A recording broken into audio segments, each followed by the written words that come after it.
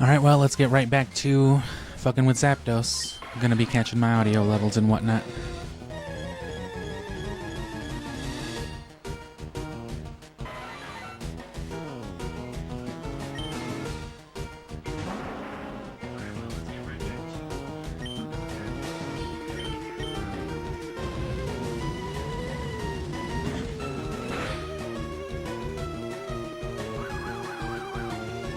And then assuming this doesn't take an absurd amount of time, we'll probably go back to a little bit of chancy egg hunting, but I don't plan on streaming longer than a couple of hours today.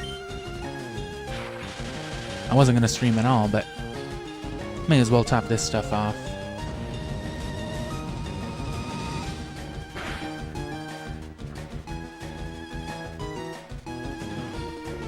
But again, that's not the focus right now, so if we don't get the lucky egg, we don't get the lucky egg. But we will. If not now, in a few weeks when we're post-gaming.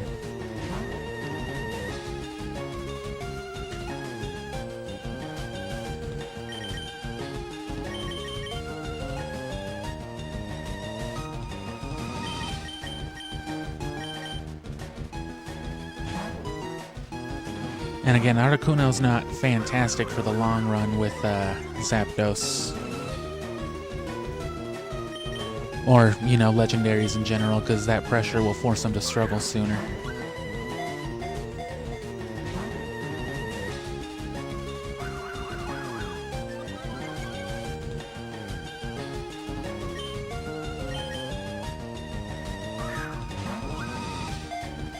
And as soon as we get knocked out, we'll go into Vileplume, go for the Sleep Powder, until that becomes, you know, inconsistent, and then we'll just paralyze. But we've already thrown a couple hundred balls at Zapdos yesterday, so hopefully it doesn't take a whole lot more.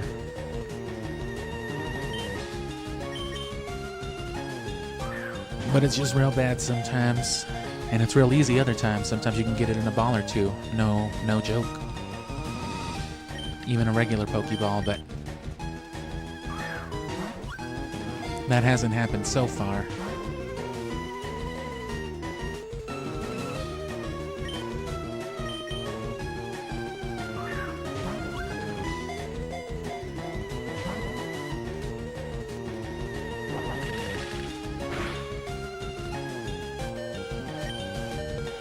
And that's why I don't want to just risk switching into Vileplume either.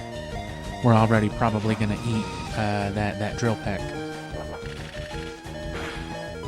Unless it does Thunder Wave or something first. And then there's always the risk of missing Sleep Powder.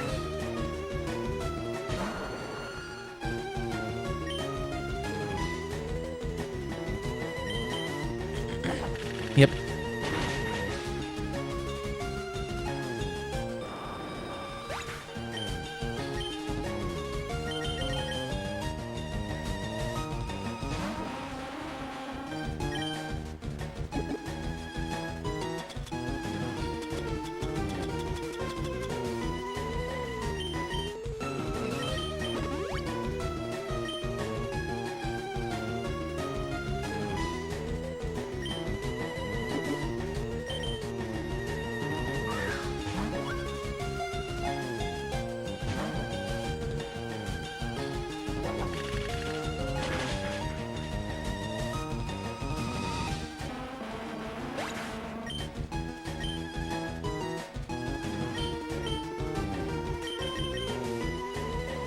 And now just do something stupid like agility again.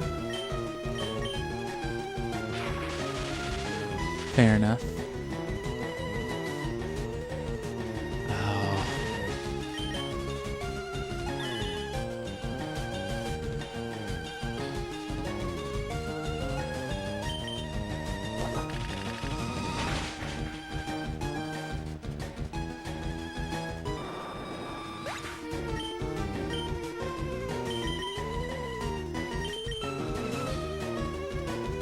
I guess paralysis it is.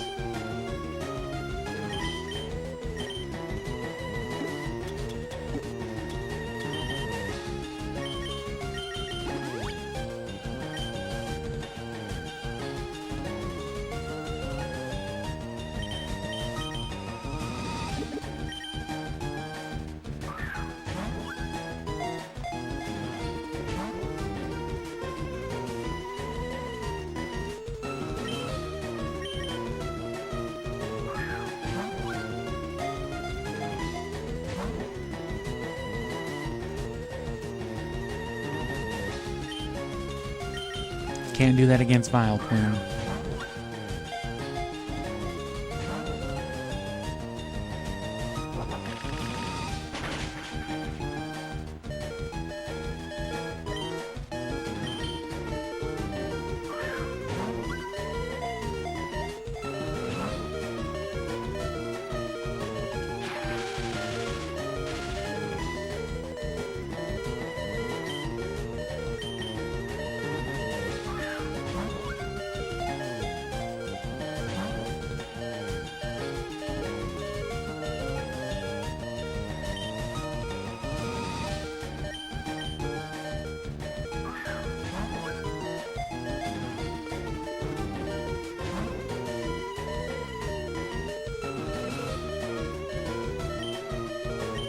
Just refuses to kill Venusaur, and then the second Vileplume comes out, the immediate Drill Peck. Don't believe me? Okay, good, it didn't let me run away. At least it killed me. Now maybe there's a chance it won't double up.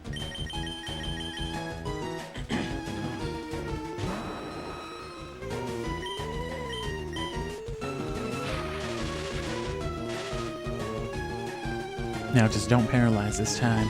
Again. And is it going to Drill Peck immediately? Yep.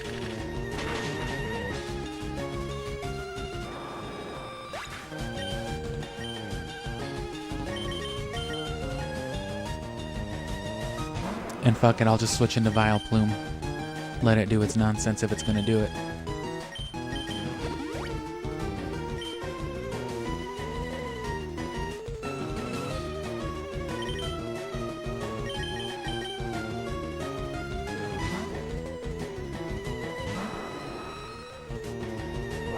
Yep. I don't care. We'll keep doing it.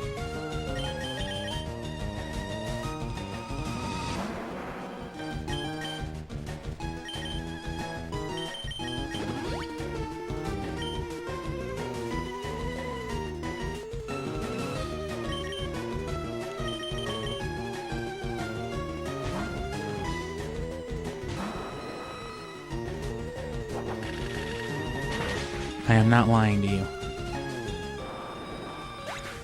It refuses to target anything else with Drill Peck.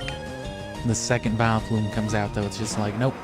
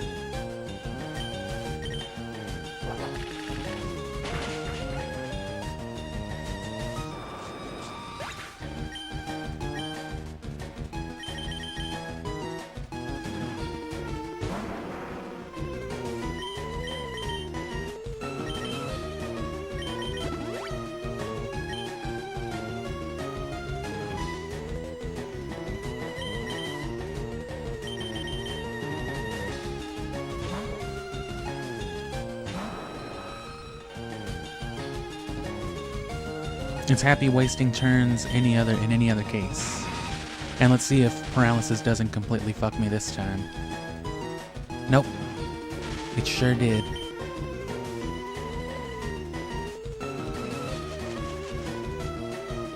And all that just for these Pokeballs to not even work.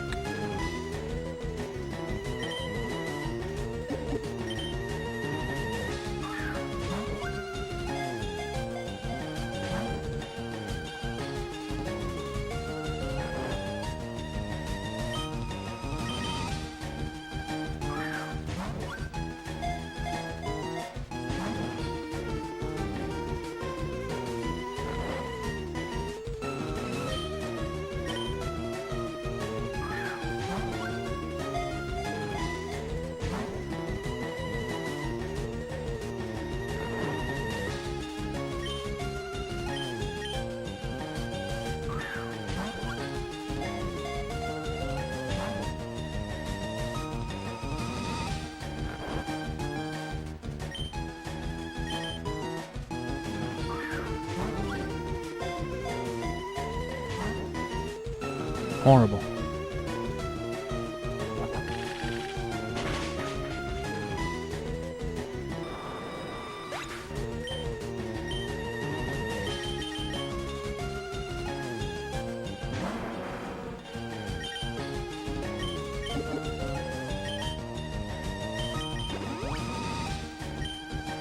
Alright, well for now, we'll see if it won't, actually no, because who knows how many drill pecks it's even got.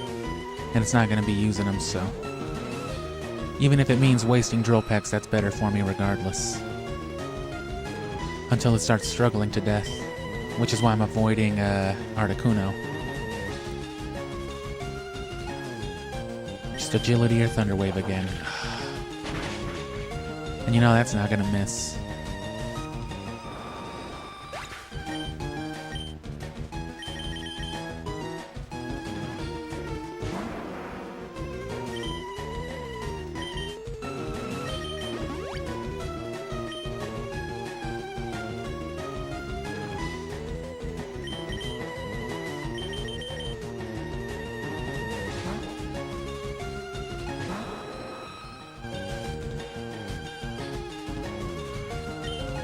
Are we dead? No.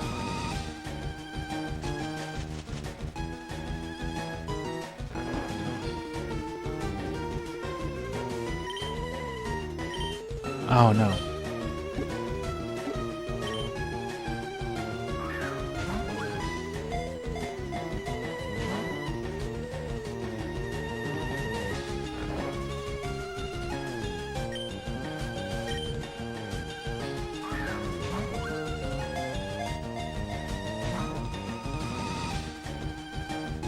Oh shit.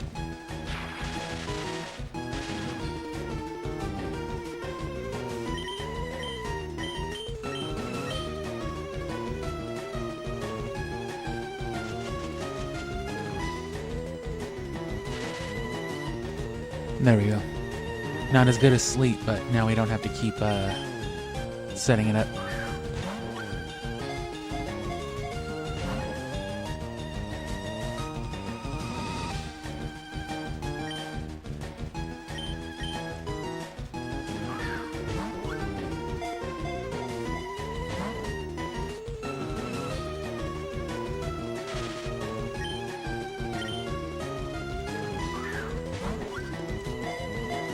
But yeah, we're not doing much else but this today, and like I said, if there's time, we'll go for a few more Chansey for the lucky egg.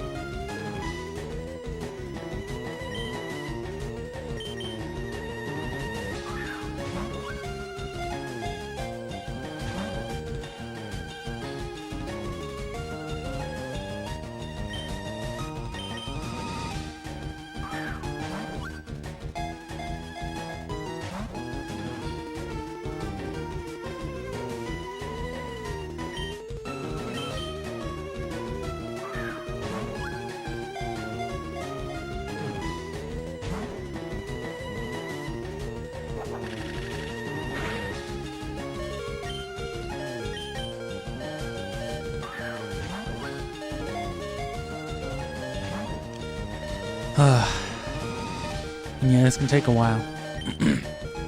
You can see why this will be a problem with luxury balls. But that's why I'm post-gaming stuff like that too. Because I want to go back with something like a level 100 Gengar to, you know, be able to consistently hypnosis and, you know, just all the shit you need for catching high-level Pokemon.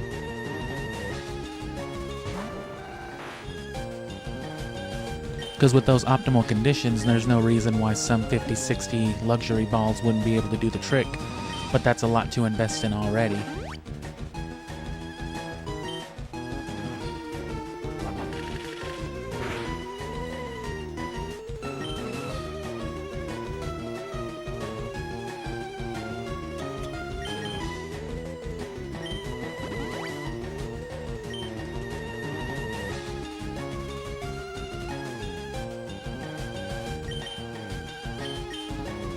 Oh, I was about to kill him. I was in like Elite Four mode.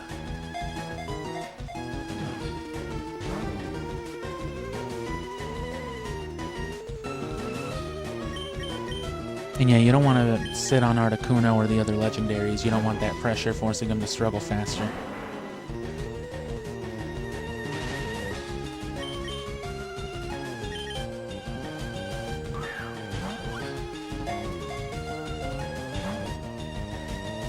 It'll work eventually, you just gotta wait for the right time.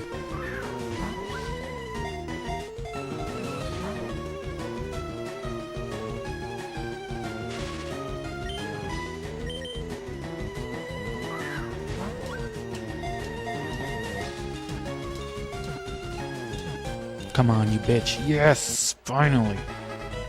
Told ya. And see, it only took like 20 minutes today, but we did this for like 2 hours yesterday, or like an hour or something, and, you know, nothing. So collectively, really, it took like 220 Pokeballs to catch, including the 40-something of today, of these last 20 minutes. So there we go. Rare Pokemon. One of the legendary bird Pokemon, while it is flying, it makes crackling and snapping sounds. Snap, crackle, and popping noises. It flies through the sky eating cereal. Really loud. And kinda gross. And while we're here,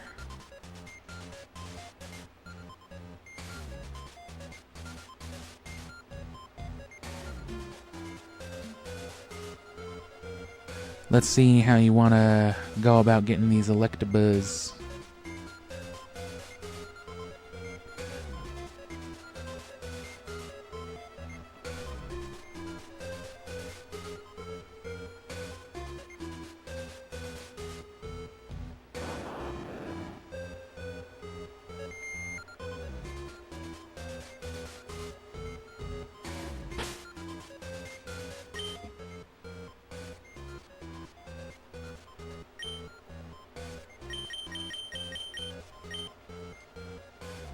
Articuno and Zapdos so far.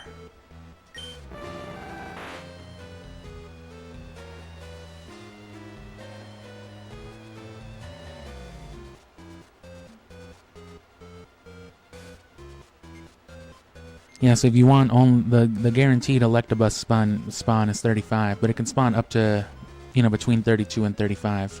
At 32 or 35. But at that level, at anything lower than 35 though, or if you do it at 32, there's also still a chance that you'll encounter Magneton. Which isn't a bad thing either. How do I... Oh, I gotta...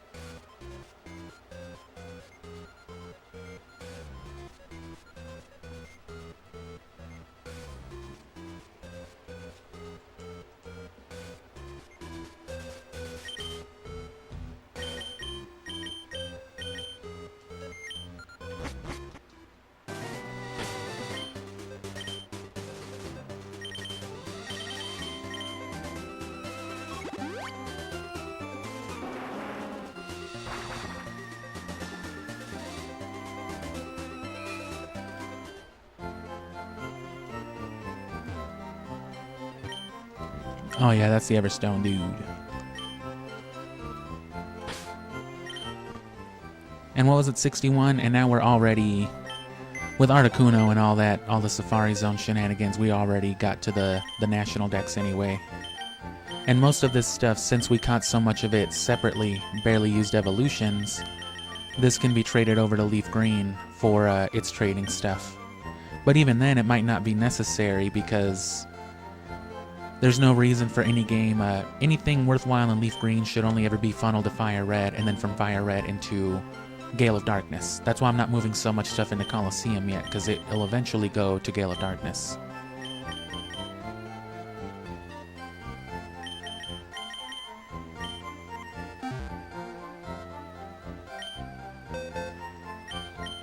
And it's important that we consider Gale of Darkness over Colosseum, because Gale of Darkness does let you, it does let you capture wild Pokemon. It's like it's a very small selection, but it matters because it's stuff to trade over.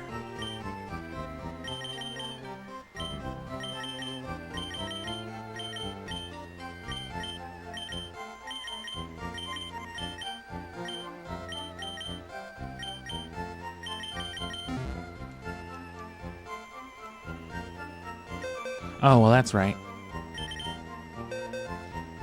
What do we have that's level 35? Exactly. Anything?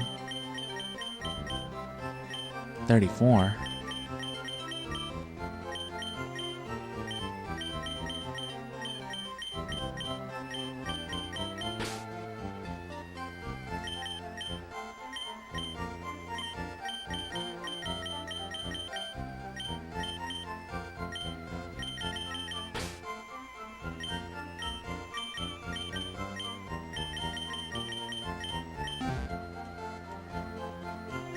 It's the closest thing we got.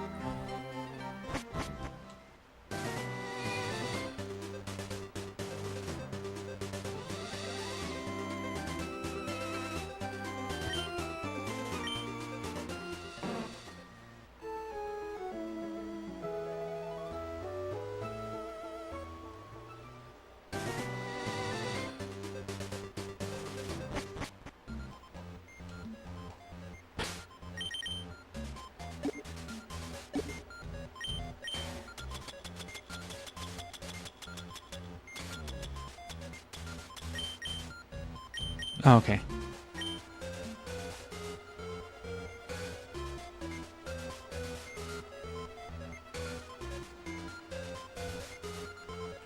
So again, like with Relicanth, the way this works, encounter rates are distributed, they're rolled just in general, right? A random encounter with any given Pokemon at any given level. And you're either like, your steps align with the frame or not. I assume it would be the frame. That's how everything else seems to work, so. And using a repel, what that does is it just blocks all the encounters under a certain level, so, you know, so many encounters that probably have been would be triggered, but the rarer ones still happen less often. That's why even when you've controlled the environment like that,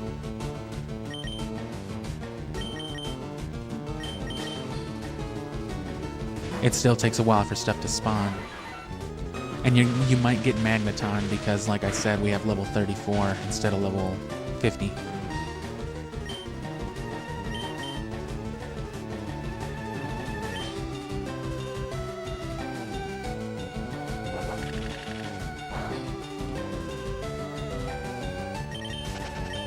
And you know what? Just in case...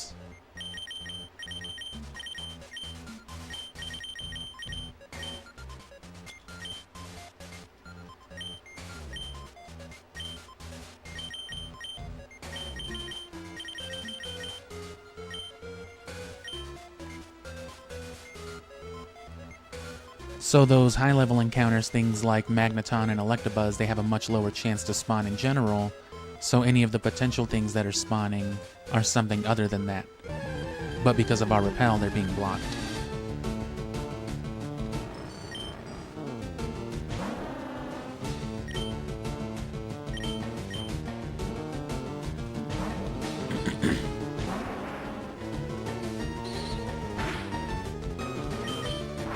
Whoops.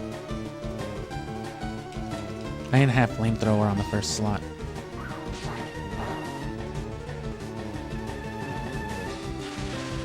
Don't paralyze me with that shit.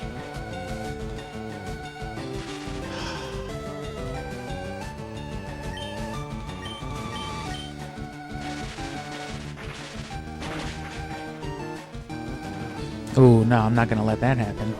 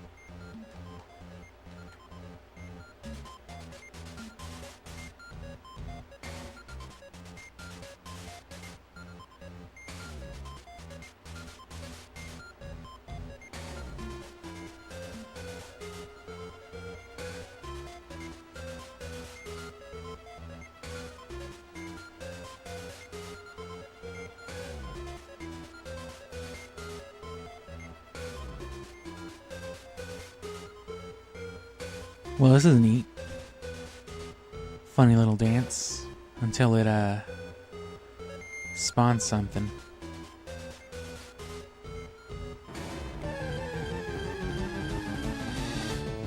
There's Electabuzz.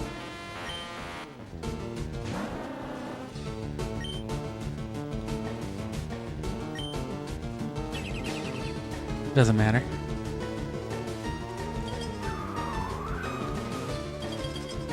That's a cool ass animation.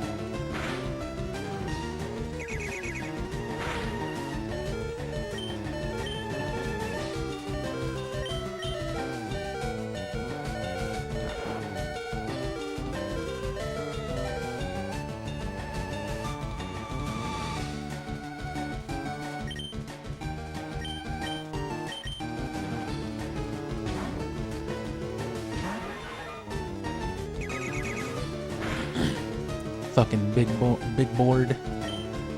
Big ass bird.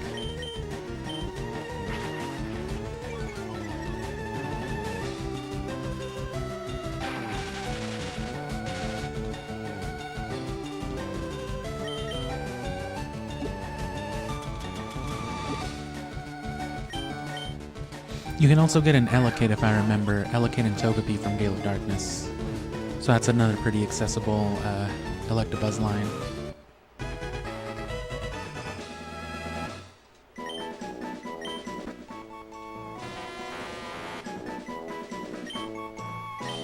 And especially if they're non-legendary Pokemon, it's a lot easier to go for like the fashionable ball. Right, because as you can see, one Pokeball is more than enough with the right conditions. You can just reroll, soft reset, try to spawn the dude.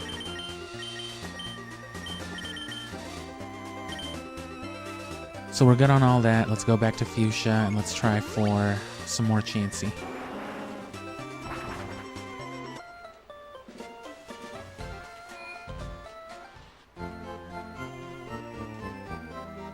And same method, Super Repel with the at the level that you need.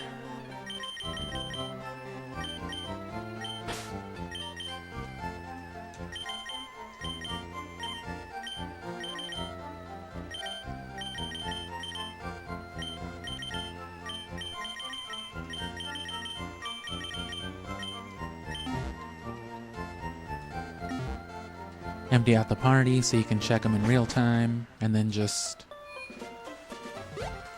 hope for good RNG. Which, as a matter of fact, we can teach this Chansey cut, because we're going to be coming in and out of this place.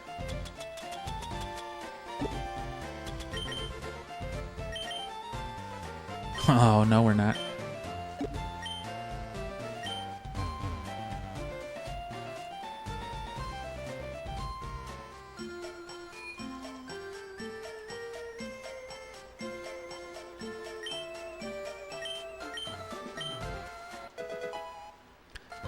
One thing you're gonna do, or one thing you can do if you're gonna do this in isolation, right? Say we come back to this in the post game, if we don't catch it, if the stars don't align and we get it right now.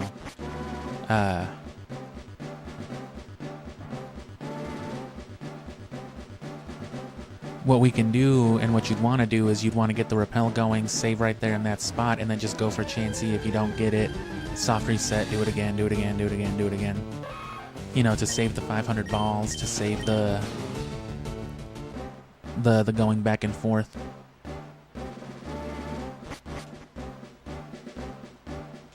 You would just get like here, right? And then set up your conditions. Level 26 Chansey. Whatever repel. Oh, you can't even save here, so you would save like right before, I guess.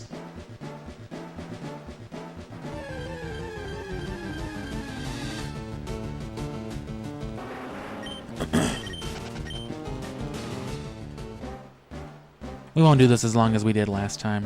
It's just we caught Zapdos so quick. May as well give this another couple rolls. Hopefully we can catch a couple of Chansey actually.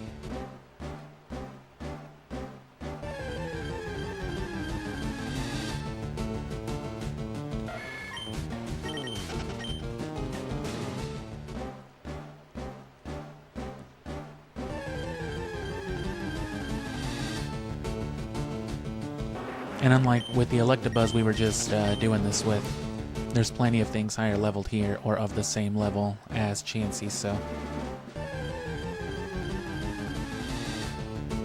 There's a really easy way to find like Rhyhorn though. Rhyhorn ends up being fairly common with this method here. At least 1/3 of the time you're spawning a Rhyhorn. Look at that.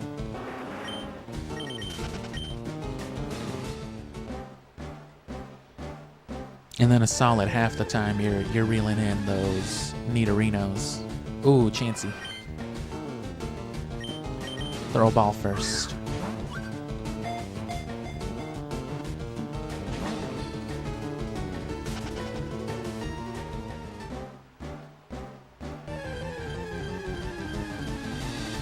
So there's one Chansey down, encountered, not caught.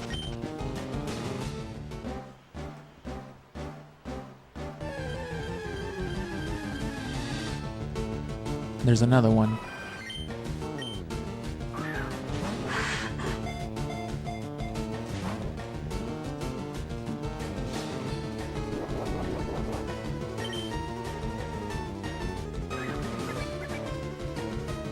And then just alternate and hope.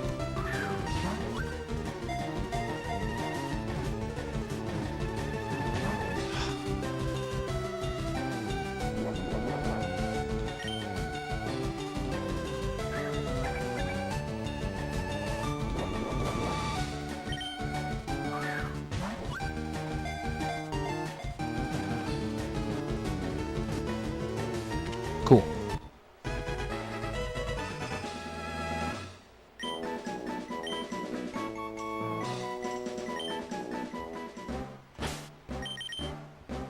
Nope.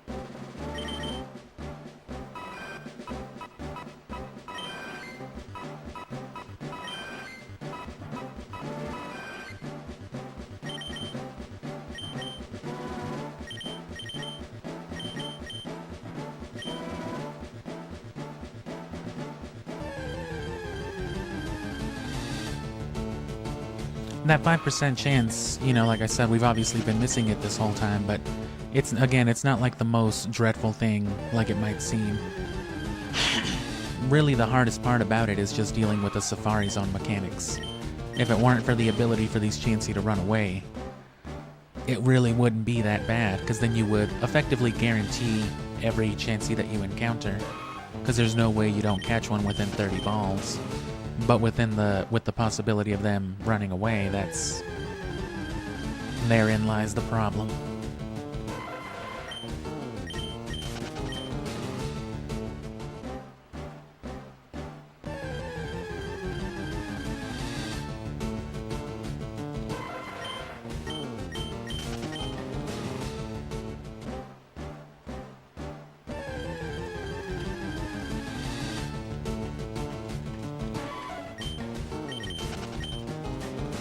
I don't know if that's flipped in the Leaf Green Safari Zone, if Nidorina is more popular or more common.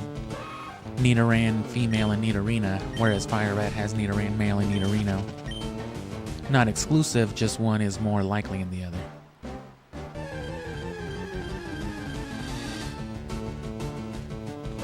Which, that's another thing too, just because Pokemon exist in both versions of a game, Fire Red and Leaf Green or Ruby and Sapphire, things like their spawn rates and their potential spawn levels are different.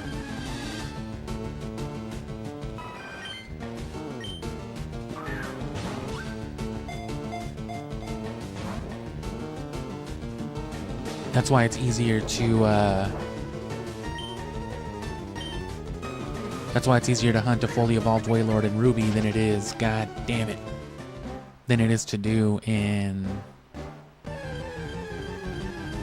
you know, Sapphire Emerald, because it spawns at a higher level, which means you're able to do what we're doing right now with the repels to isolate your search, so that way only Wailord spawns, if anything.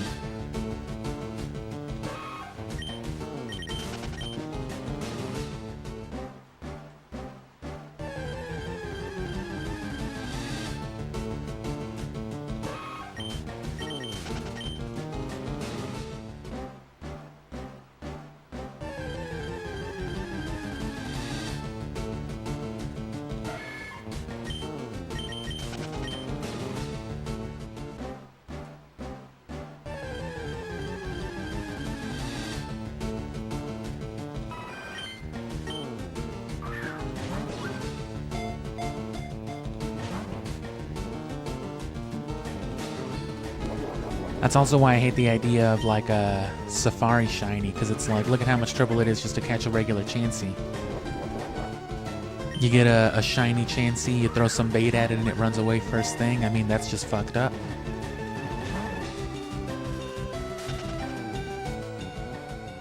Yeah, just like that. Oh, right away. At least. Come on.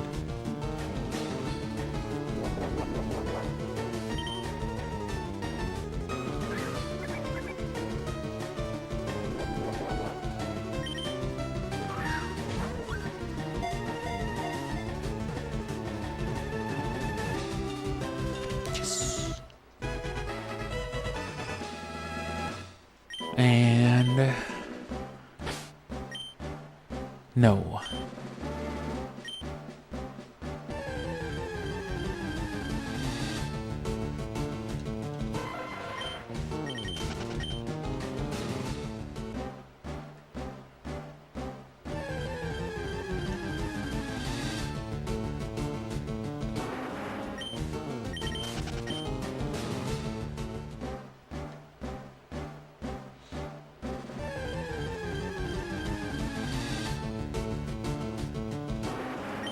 A lot of Rhyhorn.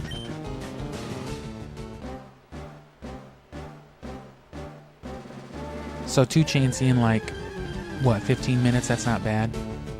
But, you know, sometimes you're not that lucky. And encountered, it was like 5, I think, so far, so...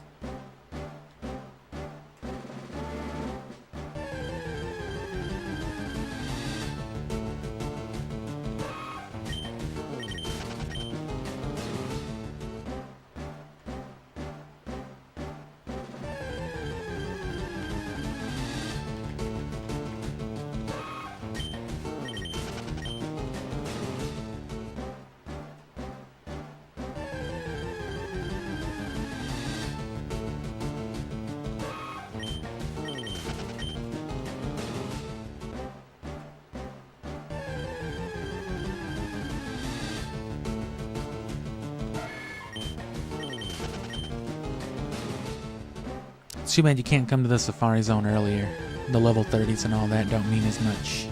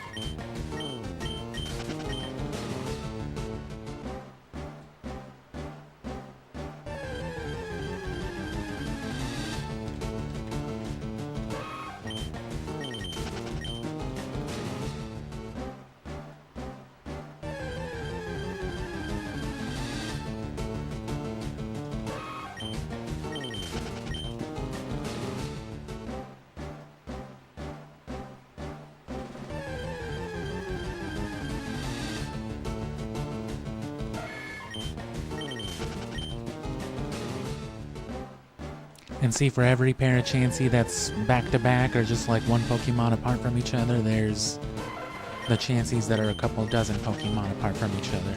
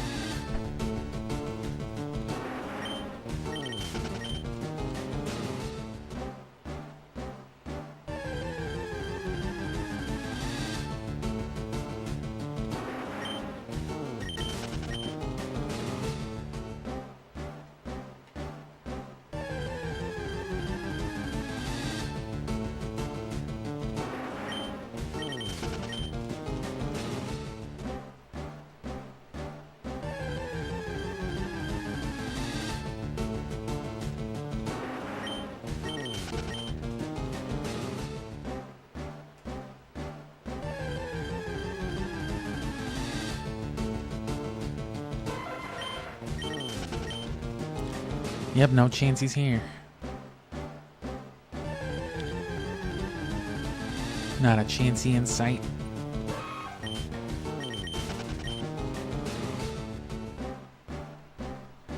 Just all these little purple horny dudes. Get out of here.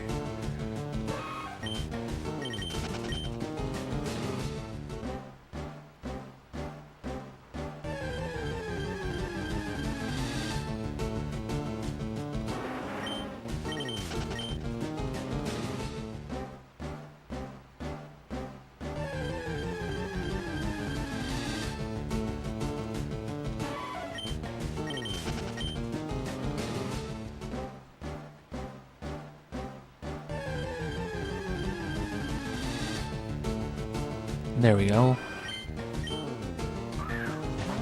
All for that shit to just run away, huh?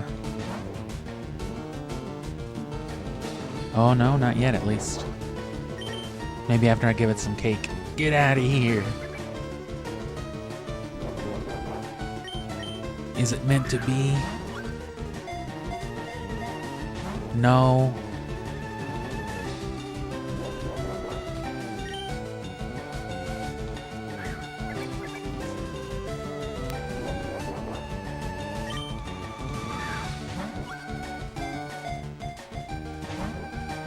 No.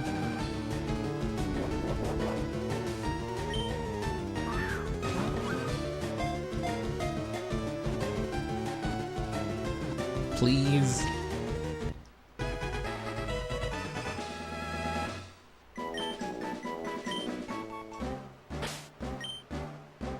Nope.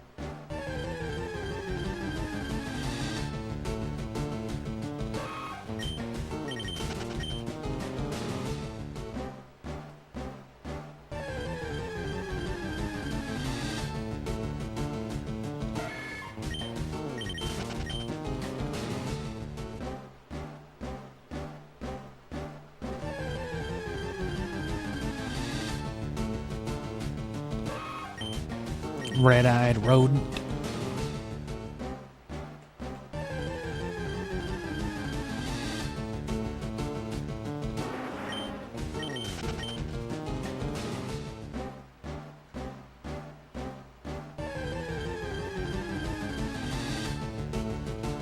Nice.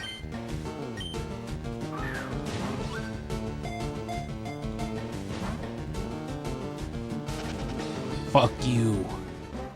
Chance. Oh, hello.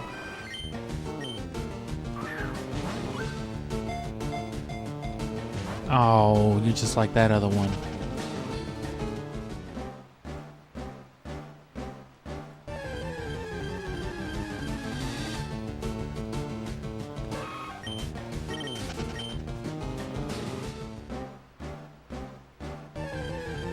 And I can't even complain. Those last couple that were real far apart were actually real cooperative. So I can't blame these two back-to-backs for being back-to-back bitch fucks. Just running away immediately.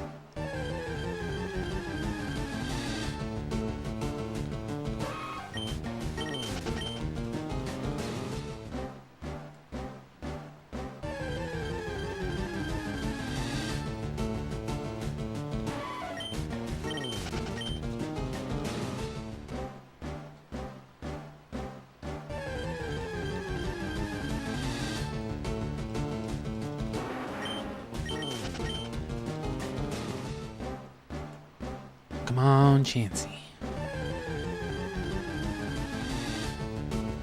Nope.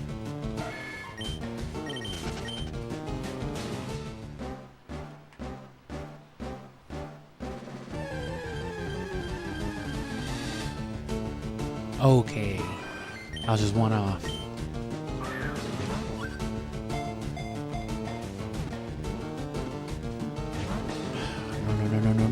No, yes. Come on.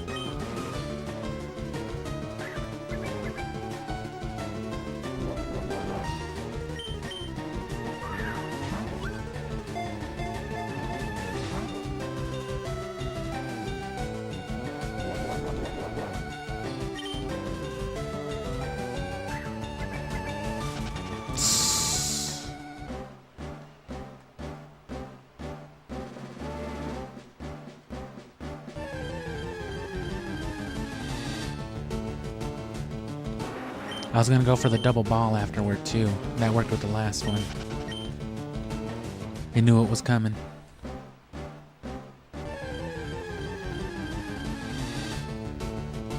Nice.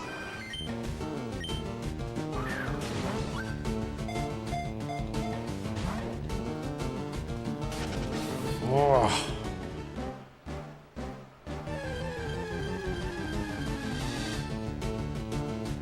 Come on, more Chansey.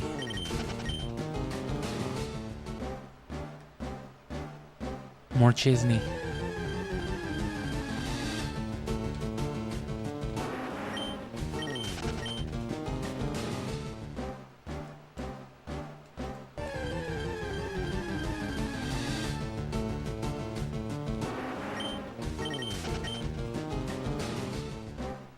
I caught the first two with 9 balls, so 12 balls is still all right.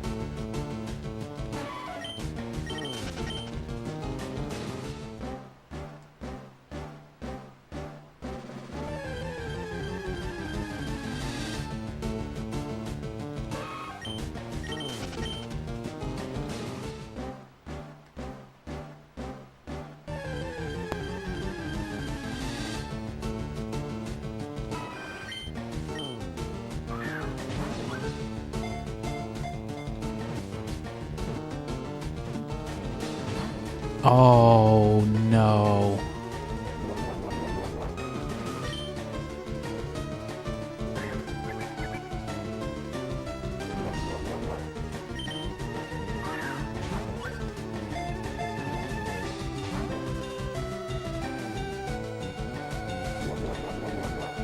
I gotta commit.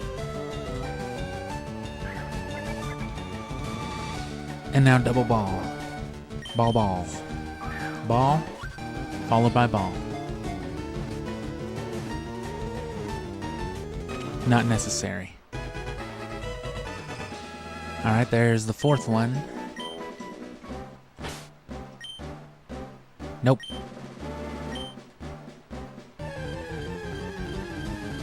Are you glad you did this yet?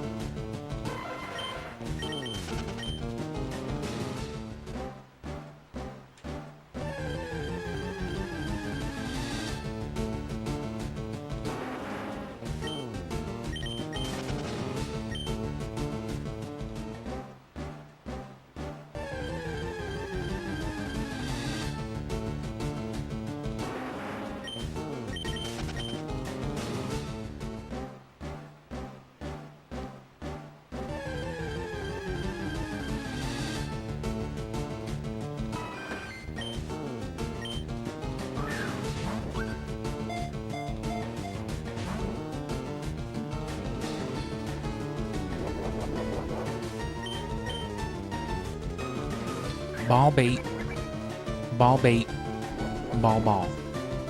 So that was ball bait. That's a ball, which means you're gonna bait after if it doesn't catch it. Sweet.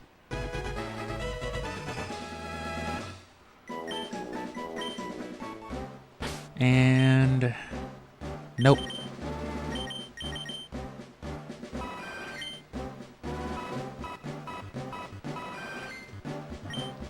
Highest HP stat by far, though. And an animate nature. I should have kept those other Chansey. I've released the other ones. How do I quit? Oh.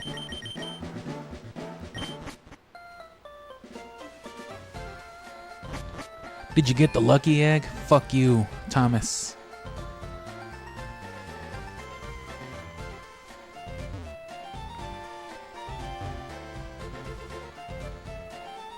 Start keeping these Chansey.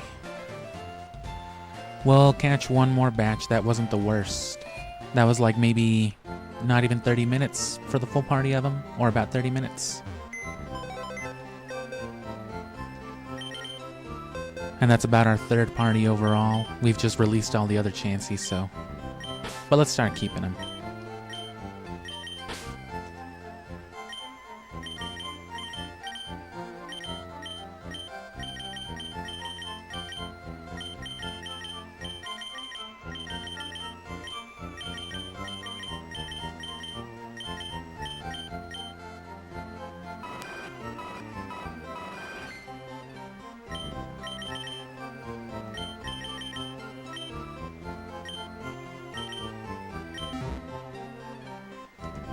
Make note of that one. That one might have a good HP stat.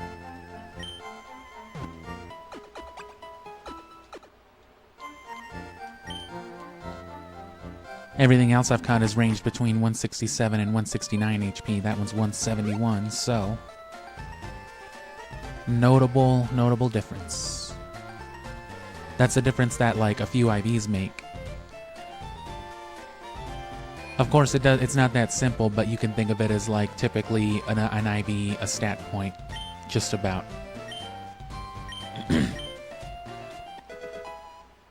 So a 2-point difference in a stat can mean, you know, anywhere from like a 2 to 4 IV difference. That's the difference between like a IV 13 and a IV 17.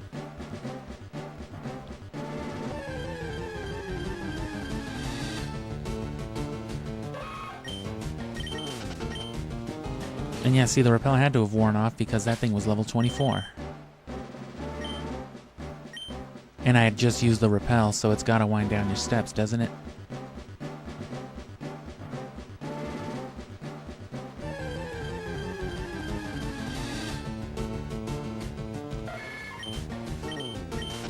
Damn, 33.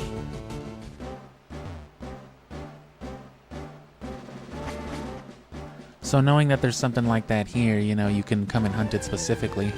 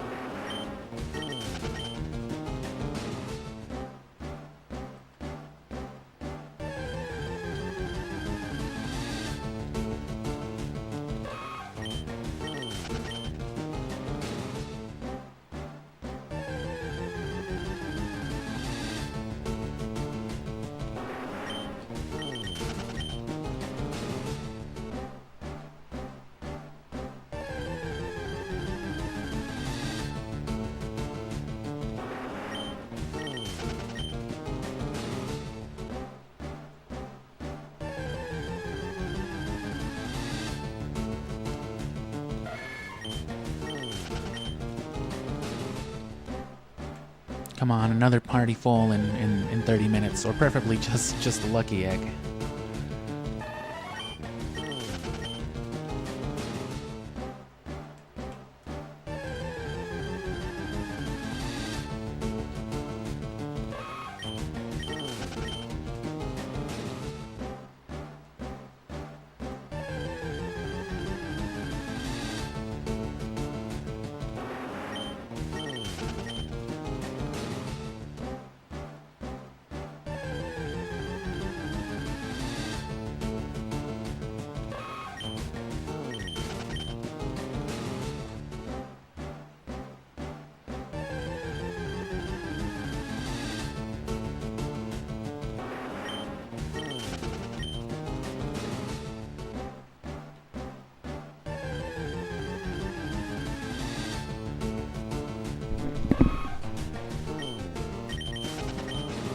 This is the price of competitive Pokemon. This is what it means.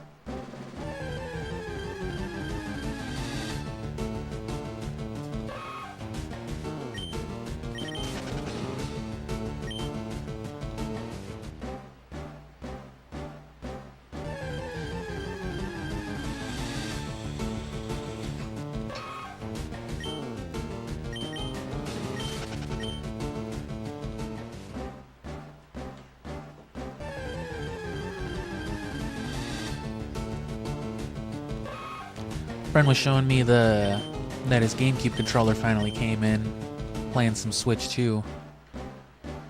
Which, you know, seeing Soul Calibur 2 on there reminds me to remind the viewing audience, I guess, that if you haven't played Soul Calibur 2, you should. If you've got access to like the Nintendo GameCube stuff on the Switch 2 or whatever, Soul Calibur 2 is awesome.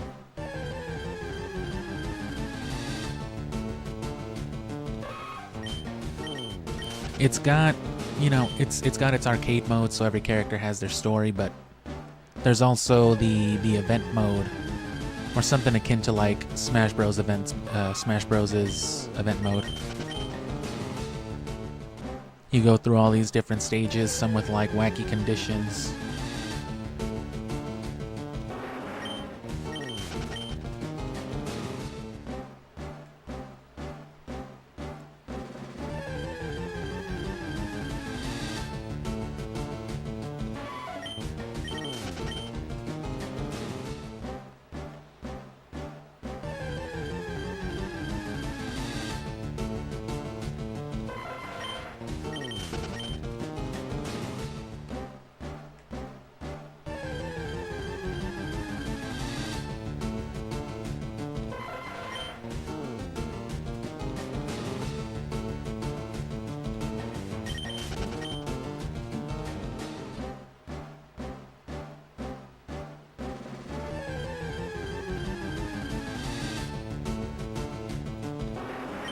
Ooh.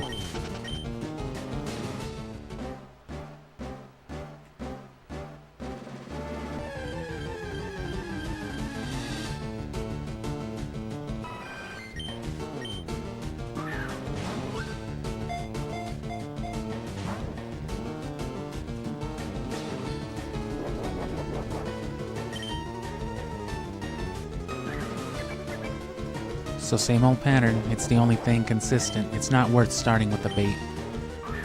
For those runners, you just always gotta go for the ball first, fuck it.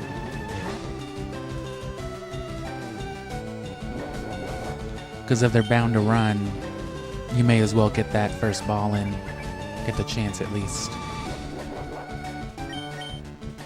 And then ball if this one doesn't catch it. And then beyond that, it doesn't seem likely.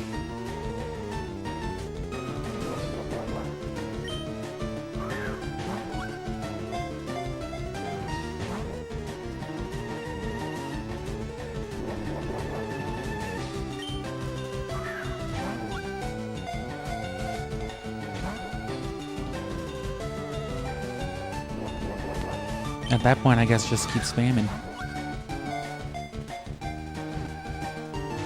It's not like it won't run away from having bait thrown at it.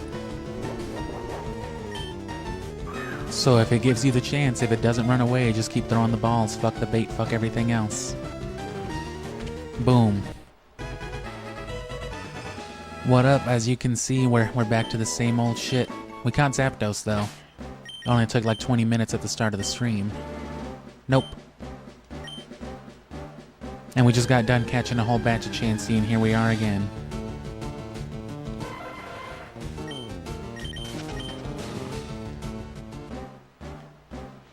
And yeah, no, I've been saying that with each one. And they have not been the one.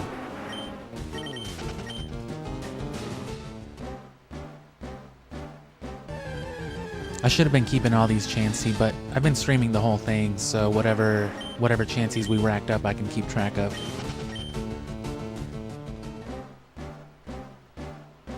I think that Chansey was like 13 or 14 overall, though, that we've caught.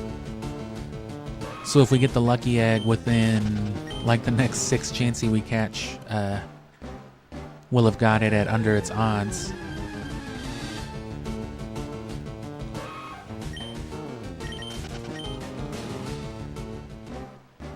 No, yeah, I can't take no steps. Which it seems like, yeah, if you retire, it seems like they will just run your counter down. So I want to see if that affects, you know, like the daycare and eggs.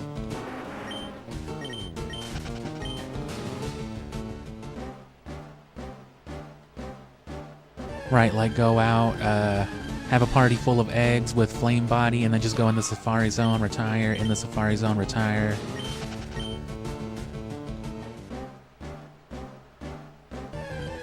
That might be the way to start breeding Pokemon. The fucking Sully method, the Safari method. I did it. I created YouTube clickbait.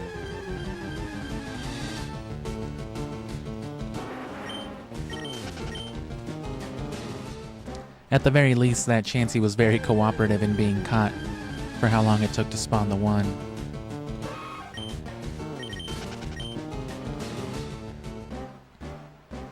But yeah, same thing. I wasn't going to stream today, as I said, but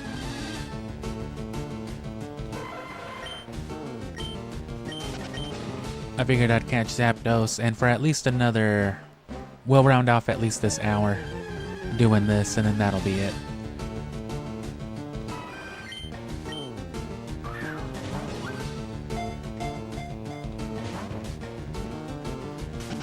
Yep. Can't even be mad after I threw like 9 balls at that first one. Oh, there you go. Or 7, I guess. This is 9 balls.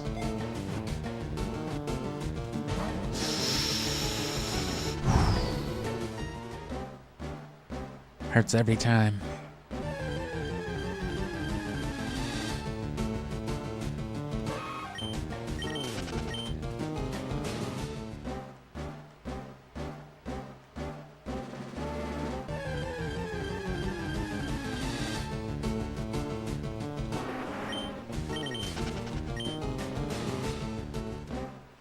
Hold on, let me do the shiny RNG thing. Let me just fucking sit here for a few frames.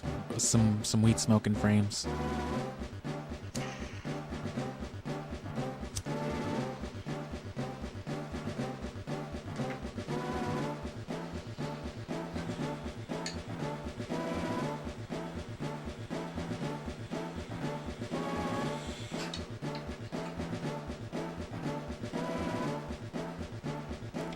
Final Fantasy Crystal Chronicle Cabbage Basket.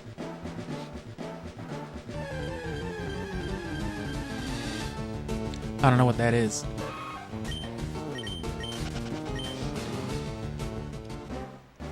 And yeah, no, especially if you have a reason, right? Like, you know, I've mentioned the video project that I'm working on. I linked to that Sonic video as an example. You know, I gotta make that content regardless, so this stuff's gotta be captured, right? So, especially if that's the example you're following and you've got like a cool idea that you're gonna do with all that footage afterward, or, you know, the knowledge you gain from it, then that's all the reason you need to keep doing it. And if you get some viewers or people who tag along for the ride, you know, who get invested, that's all for the better.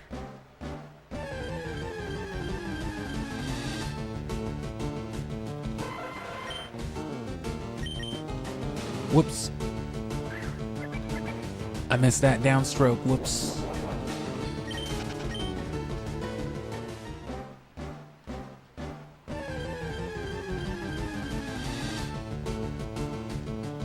Sure. We still haven't caught one. You can see how much rarer Tauros is than Chansey. Go for the same strategy, I guess. No, fuck that.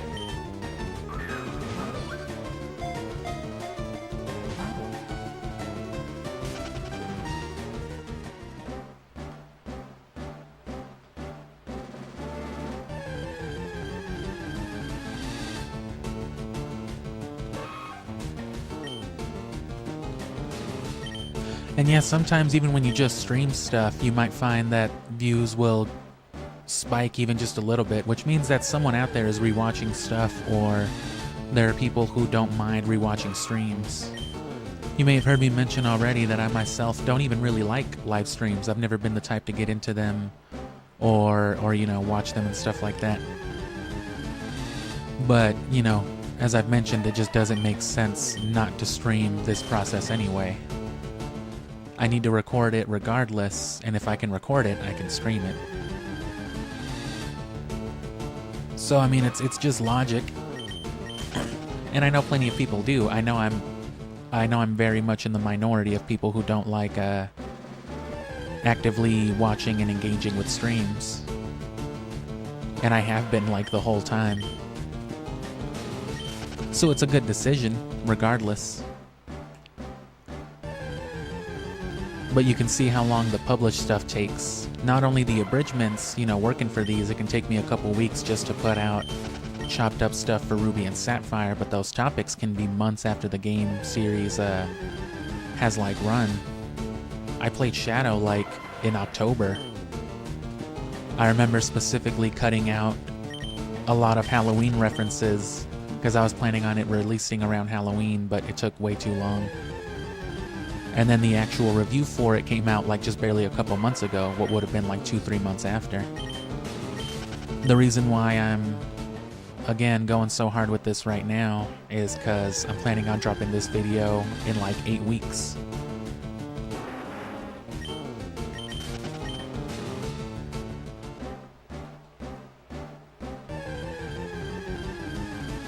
But you weren't here for the Zelda stuff, which I haven't even abridged that. I made the executive decision to push all that until after Pokemon and use it for hype when Skyward Sword comes out, because I was already hyping up Skyward Sword while I was playing Twilight Princess.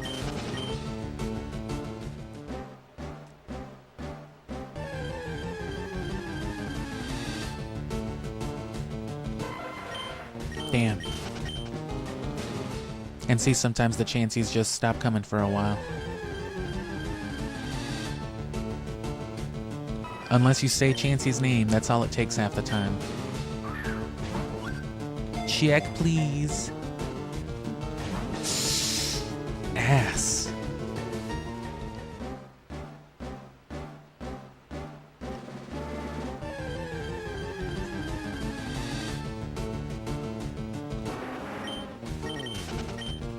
Come on, back-to-back Chanseys.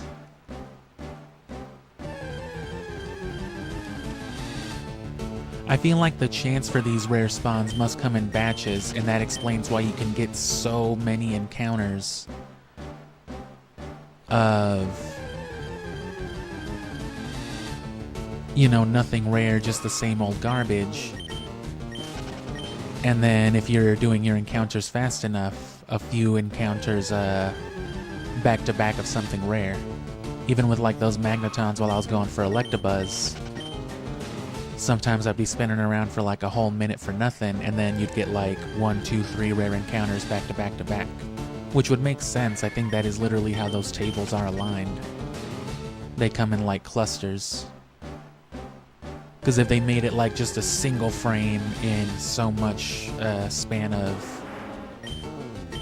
Which is probably how it works, right? There's probably like just random single one-off shinies out here, and then there's probably like cluster shinies where like the odds are aligning on whatever table or whatever you're on.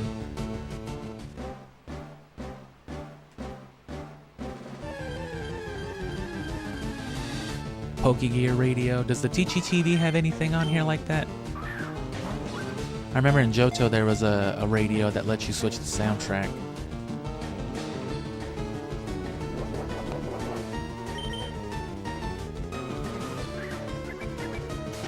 Oh.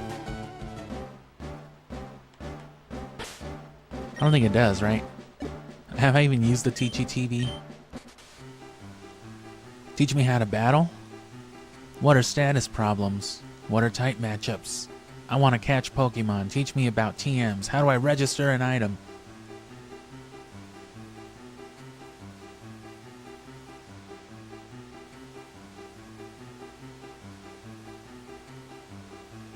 And yeah, you know, if we were just trying to catch Chansey, that would be a lot easier.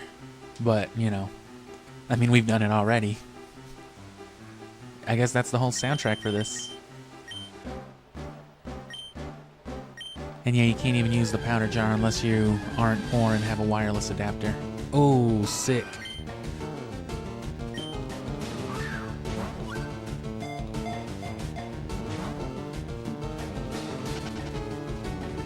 As a matter of fact, I'm pretty sure those two events were unrelated. Me loading up the Teachy TV sitting on it for a second and then Chansey showing up.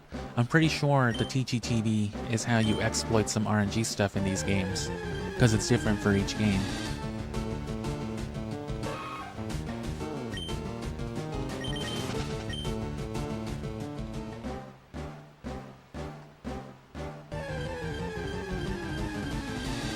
And I remember in the remakes, I don't remember what it did in the Gen 2, but I know that in the Gen 4 remakes, though, it would also let you switch to like the original GBA soundtrack from the Gen 4 remaster, which that's cool. I love a classic video game soundtrack. I like that the Spyro trilogy lets you do that as well. There you are.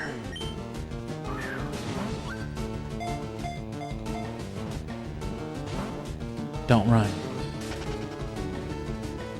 These things just don't listen.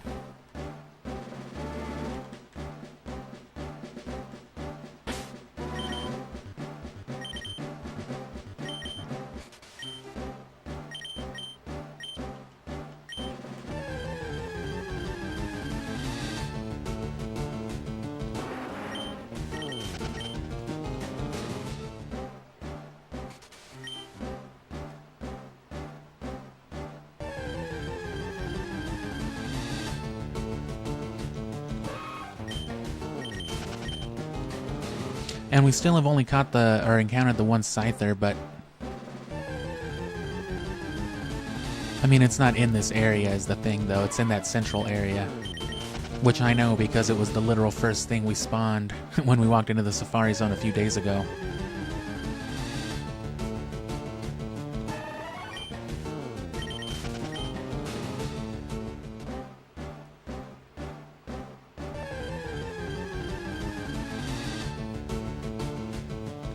And yeah, when it comes to Gen 4, my info may not be the best, because I did kind of skip over Gen 4. So even in retrospect, the stuff I've learned means less, because I didn't really indulge in that generation. Basically went from Gen 3 to Gen 5.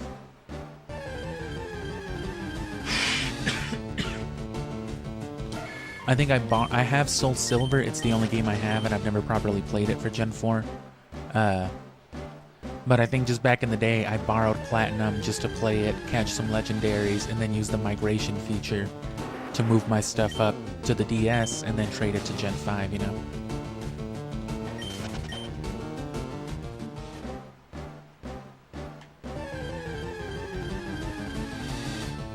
But then there was also wacky shit you had to do, like I specifically remember when Hydreigon first came out, despite the fact that Dark Pulse was already a move, they took it off as a TM in Black and White, and they made it to where Hydreigon and Dino couldn't evolve it by, or couldn't learn it by level up at all.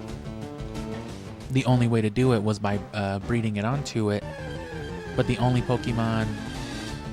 There was like a couple of Pokemon, I think, including Arbok was who I ended up using, that could breed Dark Pulse onto it, but they could only learn it via TM. Which again, it wasn't a TM in Gen 5, it was only a TM in Gen 4. So you had to get an Arbok, preferably one competitive, right, with good IVs and all that stuff. Teach it Dark Pulse in Gen 4, and then move that thing up to Gen 5 so it can breed, and you can get a Dino with Dark Pulse. And I remember doing that specifically. And then they corrected that, of course, in Black and White 2, which is usually how it goes. Emerald and Gale of Darkness, for example, make most of the rare TMs and items much more accessible. Up to the point that they give you a fucking lucky egg in Gale of Darkness, you know, eliminating this process. If you only need that, you know. And no, yeah, Pokemon used to be real convoluted. If you don't remember when Gen 5 first came out, too, before hidden abilities were called hidden abilities, they were called Dreamworld abilities. And you could only get them on Pokemon who you got in the Dreamworld, which involved going to a certain location in Black and White, connecting to the internet, uploading your Pokemon to the fucking cloud, basically, and then going to the Pokemon website, to the Dreamworld website on a computer, and then syncing your data using your trainer ID and all that shit. And then you would be able to do you know, like cool math games type of mini games with your Pokemon and make friends with Pokemon in the dream world. And then when you resynced that data, those Pokemon you befriended would migrate to your game in like the Dream World Forest, whatever it was called. And then you would go and catch them in Dream Balls, and they would have their Dream World abilities. And then as soon as Black 2 and White 2 came out, they replaced the whole Dream World with the grottos, where you could just find Pokemon that had their hidden abilities. I did like the idea of the Dream World and that functionality, but of course, for obvious reasons, it was more practical to just, you know, throw them into another game by another feature.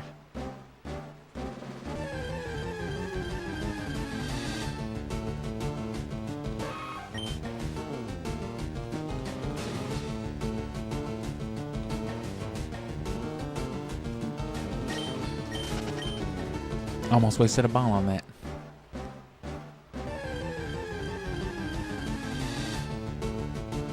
And then when Gen 6 came out, that's when they started doing things like, you know, the Friend Safari, guaranteeing IVs and blah, blah, blah. I remember people were like foaming at the mouth on message boards and shit too, trying to get friend codes for Ditto Safaris. And you could only have like 3 friends registered. So you could only share your Friend Safari with like 3 people, basically. And of course yours would take up one of their safari spots. But I actually knew someone in our friend group actually had a Ditto Safari, so none of us ever had to worry about that. No one in my little friend group.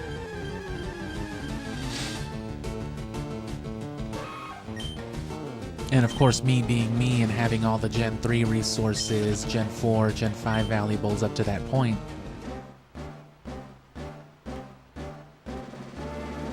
I had a lot to, you know, entice people with, like, I'll trade you all this shit, bro, just let me have your Friend Safari. Okay.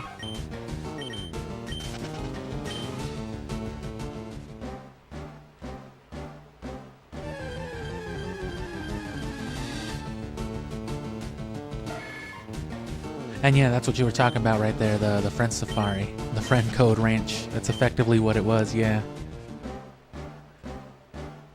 What'd you guys do last night? We got fucking drunk at the Friend Code Ranch, man. It was fucking tight. We lit a Bulbasaur on fire. It was actually kind of fucked up, but it was awesome. God damn. Those are the wrong eggs. Those are the unlucky eggs.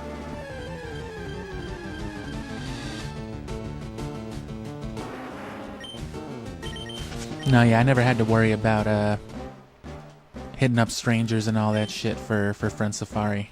Because like I said, that was the main one, and my friend had it, so that was good. Me and I think that same friend, or someone else in the friend group, we were both also people who were randomly selected for the Smash demo, the Smash for Wii U and 3DS demo when that was first coming out. Because unlike other games that just got demos on the eShop, you had to get a special code via an email. You had to be like a Club Nintendo member, and even then you were still randomly selected among other Club Nintendo members. And yeah, me and my one friend both got them, so we had 8 codes between the 2 of us, so everybody in our friend group was able to get the Smash demo.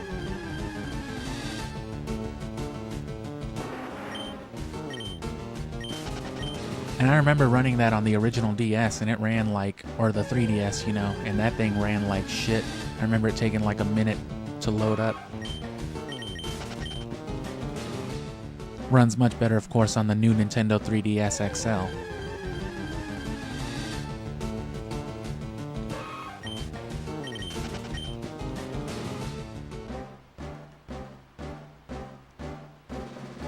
And that's what I'm saying, like post Gen 6, this kind of culture of collecting and all that, it still has its value for the people who care about the hyper-specific stuff, who know the differences between like a Gen 3 Shadow Pokemon and a Gen 5 something or other, right? But generally speaking, there's no advantage to doing this type of stuff beyond Gen 6.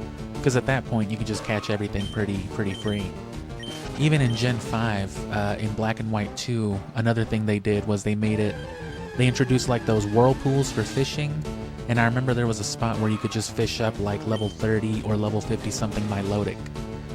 And that was like, you know what I'm saying? That was like a 1 in 5 chance. Which, so, you know, Gen 3, Gen 4, and even in the original Black and White, Milotic was still something very rare. And then Black 2 and White 2 kind of retconned that.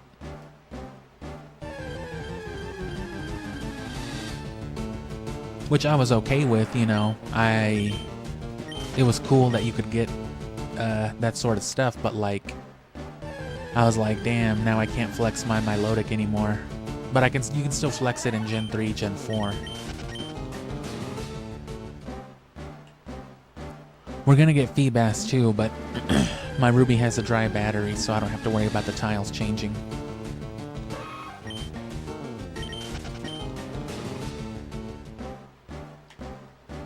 Yeah, these Chanseys aren't showing up anymore, damn. They got tired.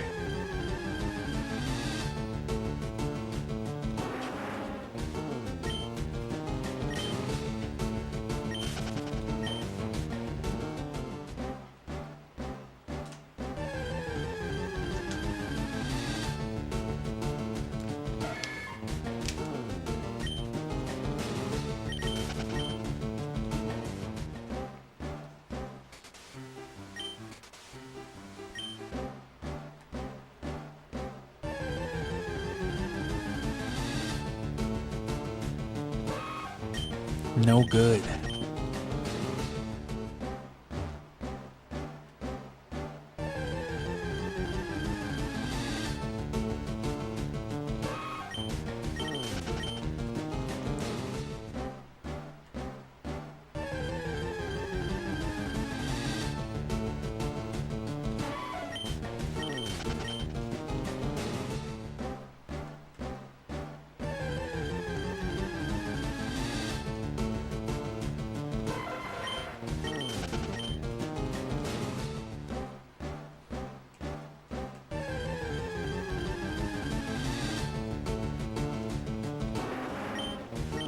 You know, we're not having as consistent results as we were the first time around. We've only caught, what, one Chansey? Since we came back in here? See, I said Chansey enough, it worked.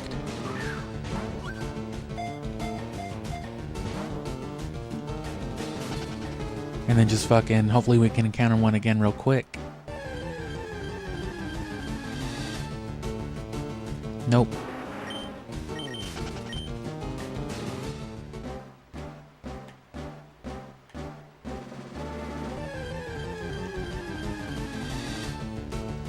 Yes.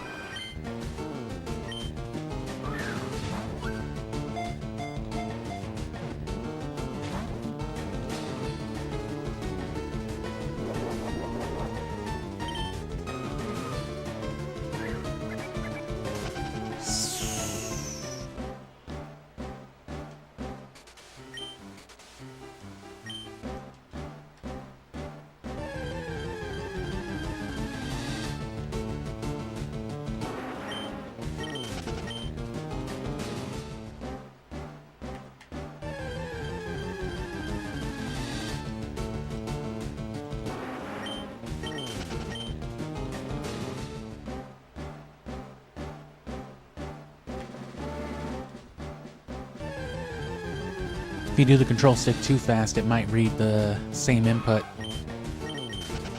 you know, and it'll go that direction.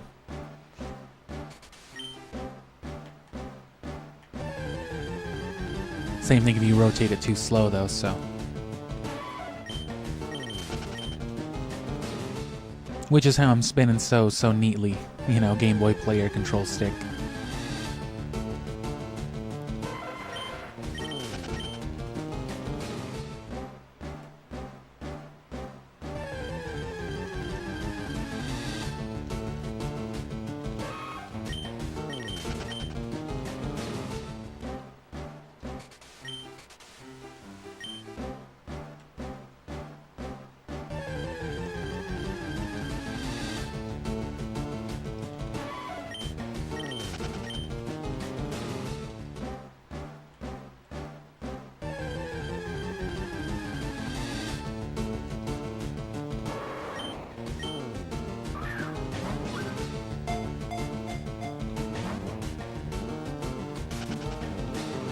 Goddamn. Safarimon are good trade mon, at least, for what we're doing.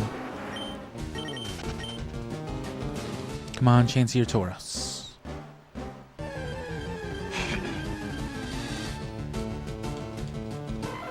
No.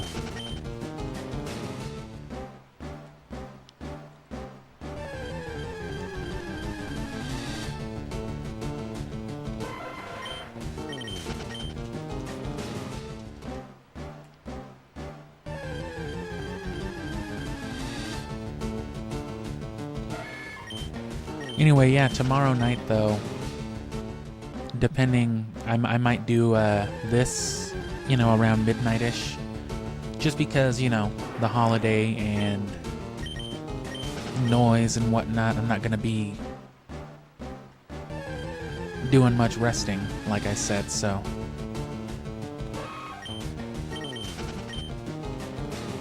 Might do that. Or I might just play something else. I might just throw something on. It doesn't even matter. If not this, just whatever I'm feeling at the time. It is fun to just load up the Wii U sometimes and, you know, play some of my dumped GameCube games. Because most of them aren't on my Wii. They're easily ported. I just gotta slam them on an actual SD card. But when I was doing all that stuff, I was focused on porting them, you know, and hard injecting them into the Wii U so that they could be downloaded and launched like Wii U packages. Or whoops. WUPs. WUPs, I mean.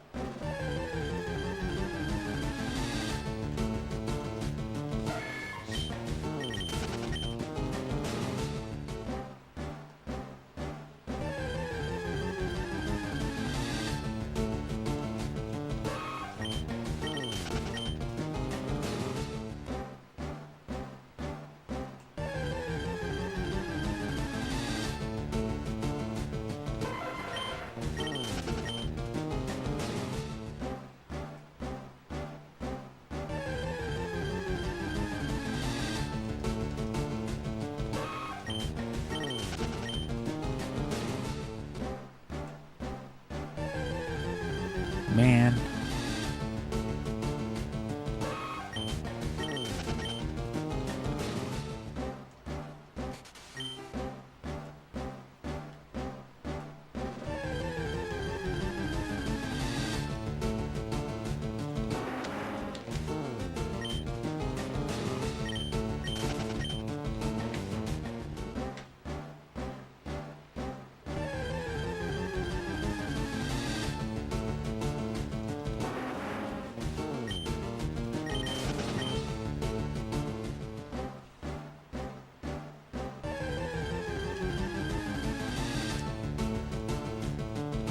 Tired of these execute.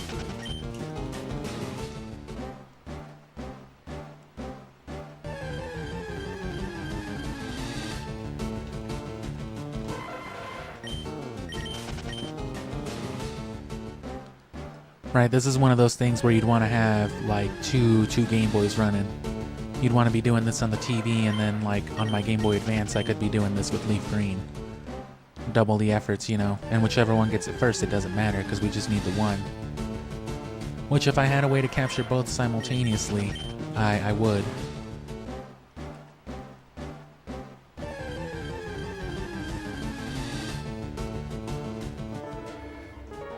Whoops.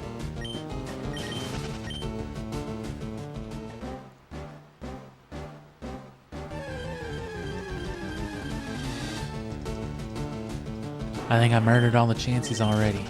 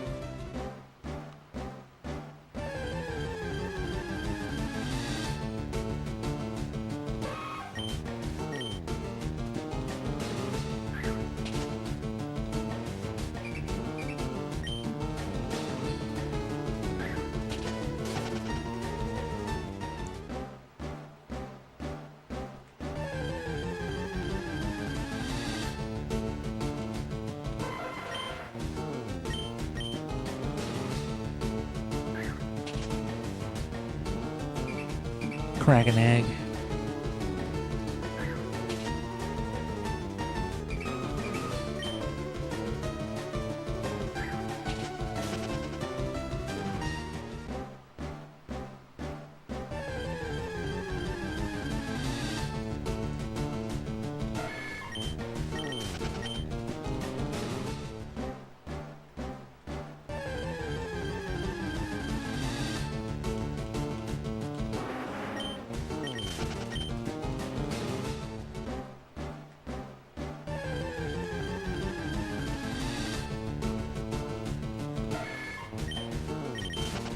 I was hoping throwing rocks would make a difference, but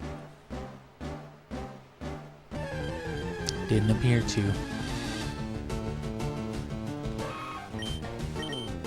No, my cheese.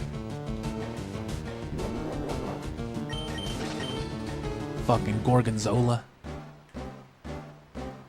It's my favorite JoJo's character.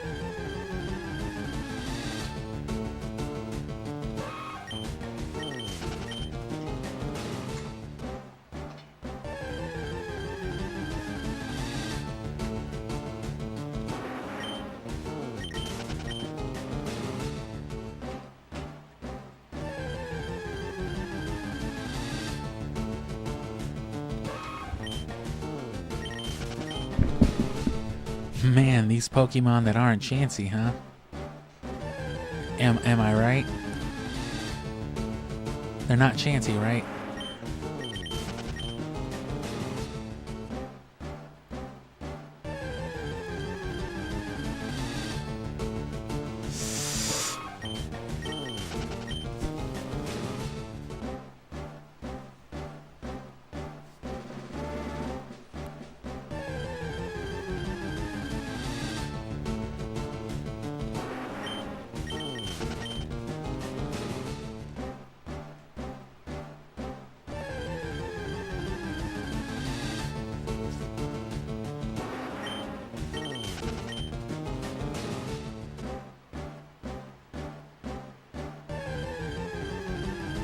And yeah, going back to like the original concepts and all that for Pokemon, it almost sounds like it was supposed to be animals randomly obtaining like stands or quirks or something equivalent, you know? Because those two concepts basically are applied the same way, just random ass freak powers. Oh, my dog learned how to breathe fire. Oh shit, my frog got a chainsaw growing out of its ass. Oh man, Pokemon, right? That's cool. Although the latter's more like Digimon. A little dinosaur evolving into a robotic cowboy with with a gun and a sitar.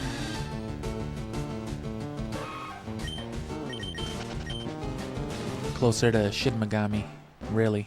I'd love a Shin Megami Digimon crossover.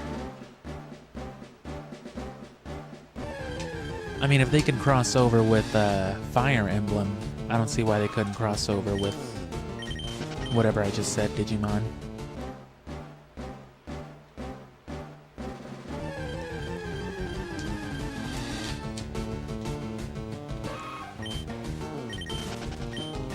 Fuse Agumon with I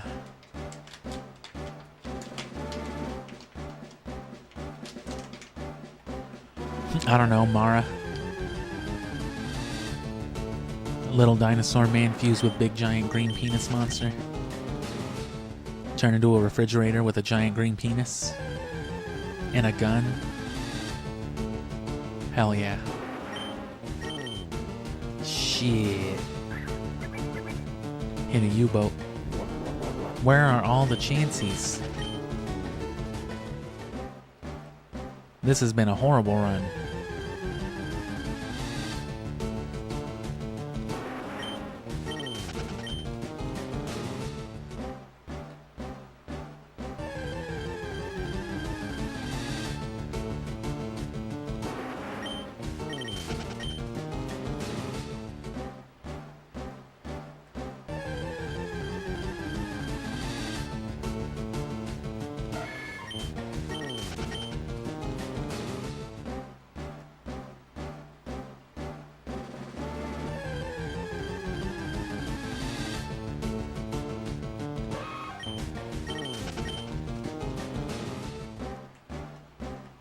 It's been like 7 or 8 minutes.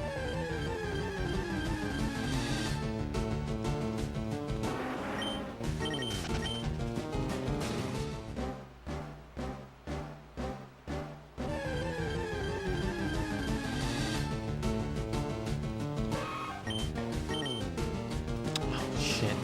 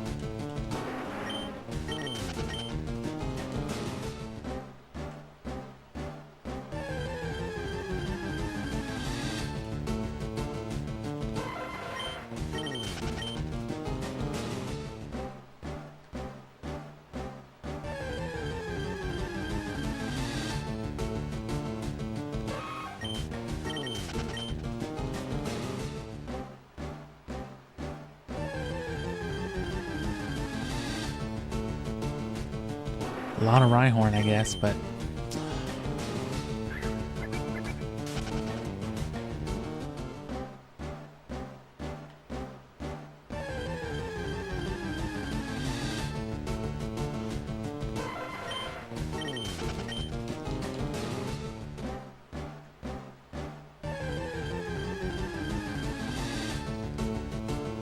Wow. This is what this turn took a turn for the downright disheartening.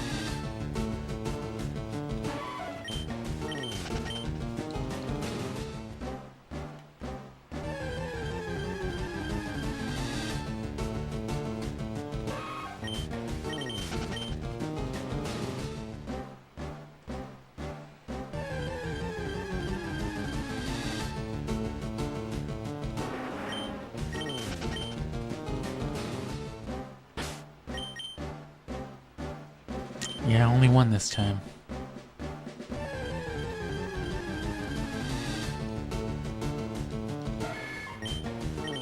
I don't know where they all went.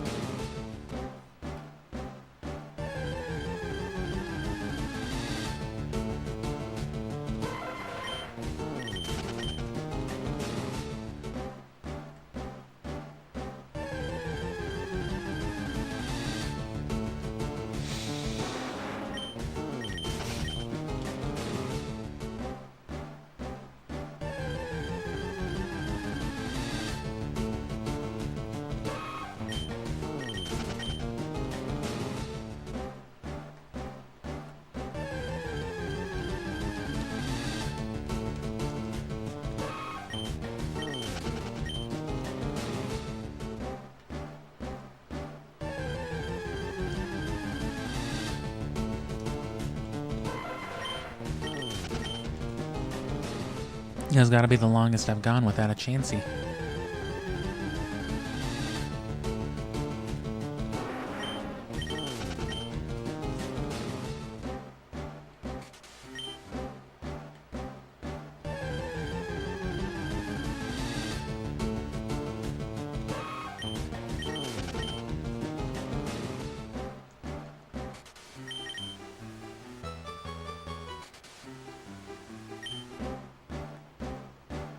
See if that does anything. Little good luck television. Nope.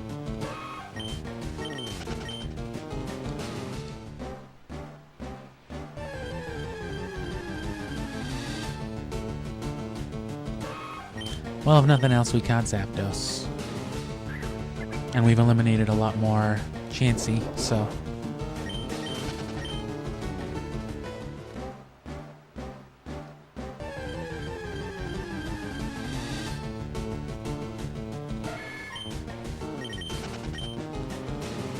Turn the TV on while I go pee.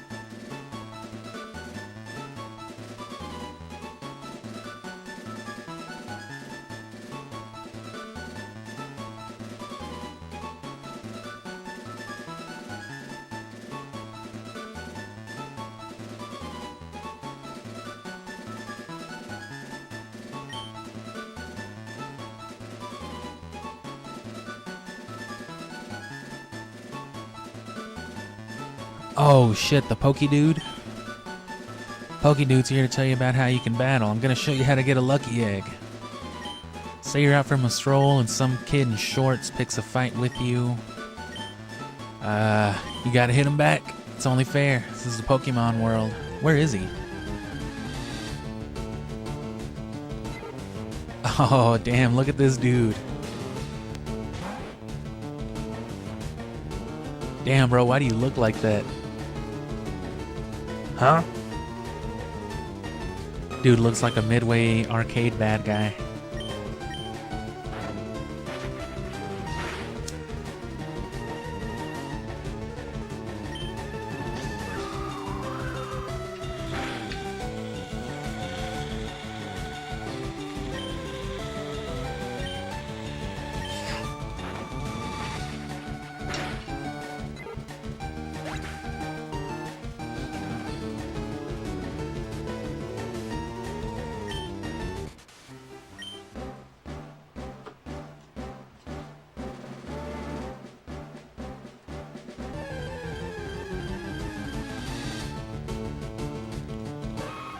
I guess we gotta give up on Chansey.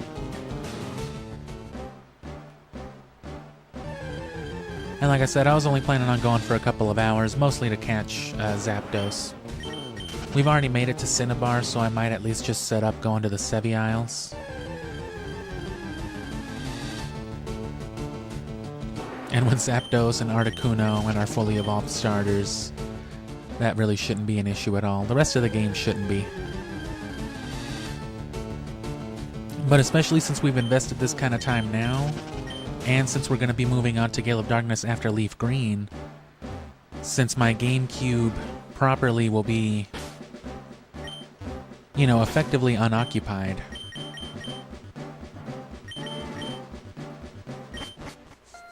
While I'm using, you know, since I can use my Wii to play my actual GameCube discs, just not the Game Boy player, of course.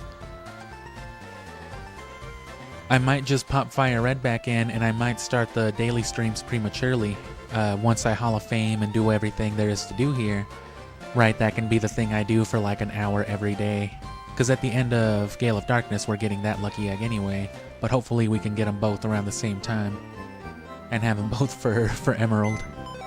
Slap them on that same Beldum and Metang that were basically just huffing experience share throughout all of Sapphire. Was this one at least good?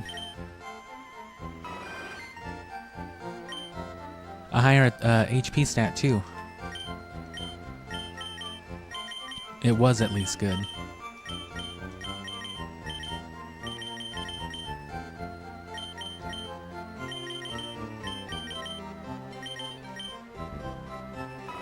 Yeah, these guys both had 171. But then look at the difference in attack stat. This one's got higher defense too, higher special defense, which matters more for Chansey. So this second one might be the way to go. You know,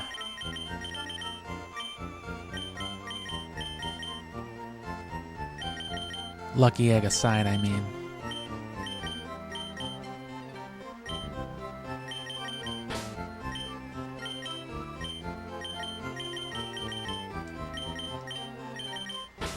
And again, we've released like 6 of them, so we've caught... I'll look back and make sure, but that would make 1, 2, 3, 4, 5, 6, 7, yeah, 13.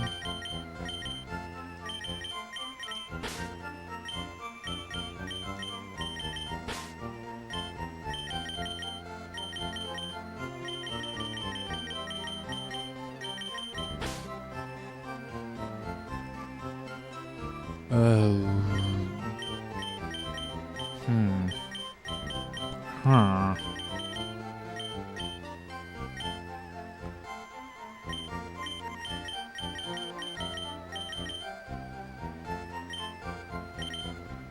Still has teleport, right? Yeah.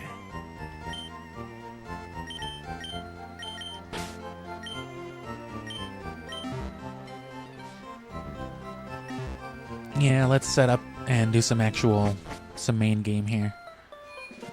So let me hit a little funny dance so editing me knows later that it's like, oh fuck, I'm playing the game normal now.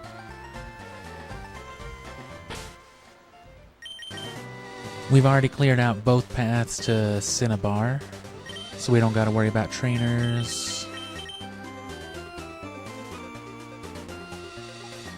I already have Articuno, obviously. And then I think Flamethrower is in the Pokemon Mansion, because that's originally where Moltres was. They moved him to the Sevi Islands here. And then I think this other alternate route might be where Ice Beam is, because Articuno was in this one. Coming from this path might take you to...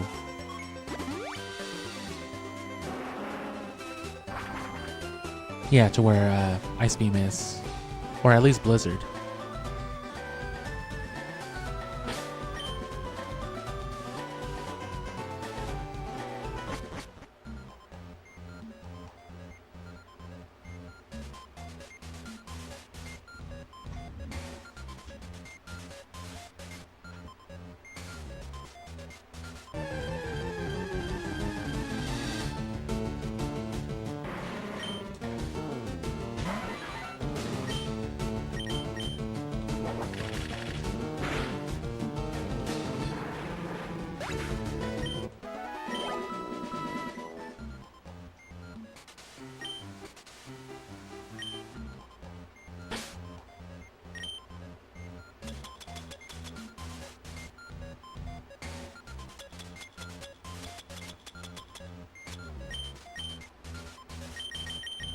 And I'm glad we didn't actually use this last time.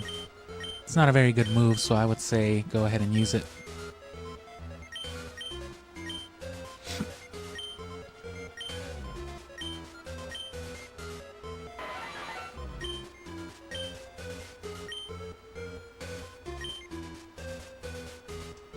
Even if it's on the weaker end, it's on a Zapdos, you know. Decent enough special attack on top of all the other fucked up stats. Because, you know, legendary.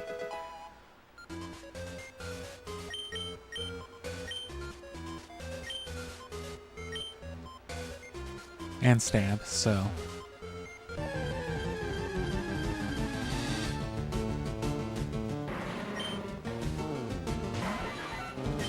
So yeah, that is probably what we'll do. Once we start Gale of Darkness, I'll also start doing daily streams for the Lucky Egg. Because that one doesn't involve anything extra. We can get it right now, you know, but we're going to come back for it after we Hall of Fame and can move on to everything else. Which we're good, we already have the registered 60 Pokemon.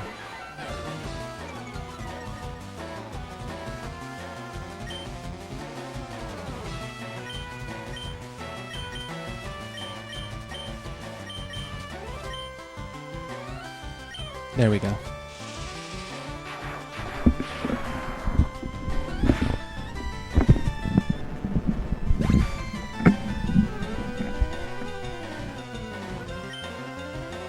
$438. Oh, I didn't put the experience share on Venusaur.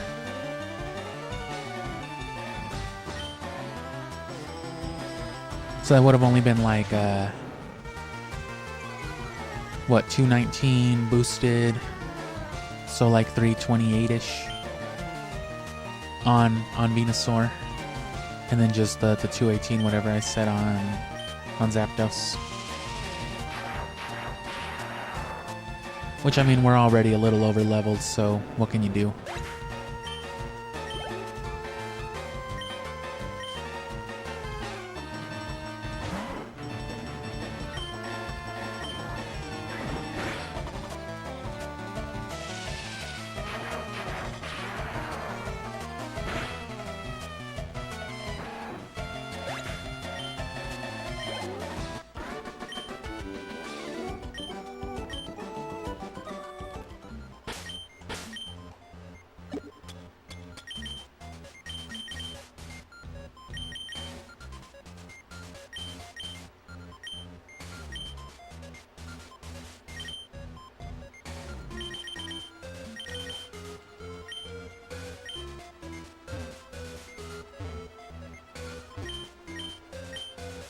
That's a Mewtwo statue? I guess I always said it was a Kabutops statue, but Mewtwo makes more sense given the context of the Pokemon Mansion.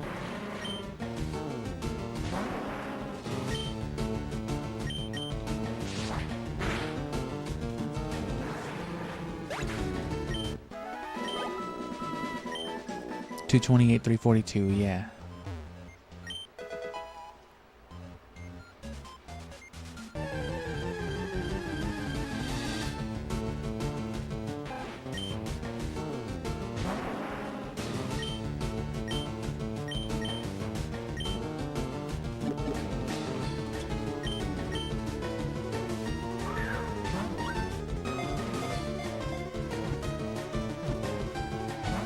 Oh, what the fuck? I'll get you, you rat. It's an easy eradicate, so it doesn't matter what ball it is, it's just more Pokedex.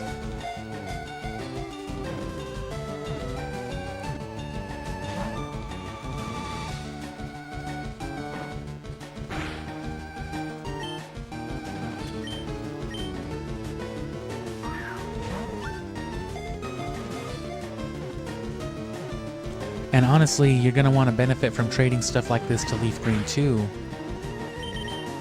Things that can evolve with a level up or with an evolution stone, or by trading even, because that counts as two. Say you trade Kadabra, it registers Kadabra first.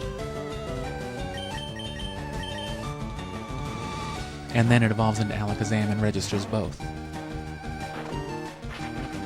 Which, that's what I'm going to do. I'm going to level up and evolve Gengar, or evolve Ghastly, Machop, and Geodude.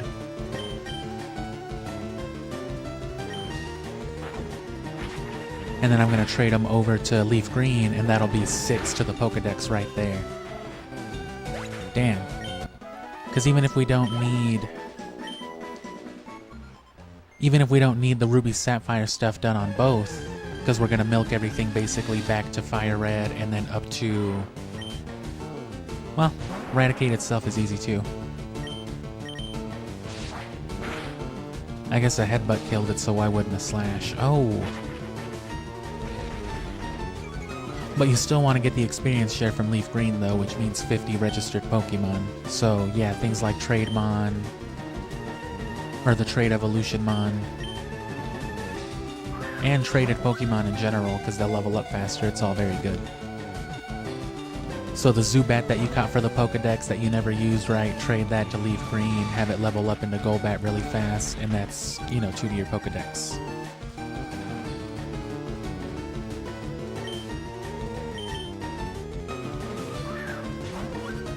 And if you end up happening to actually play with the Zubat and stuff like that throughout the story, then odds are by the time you hit the Elite Four, you'll have like maxed out Friendship, and getting the National Dex means getting Crobat right away too. Mouse Pokemon, why is it a rat?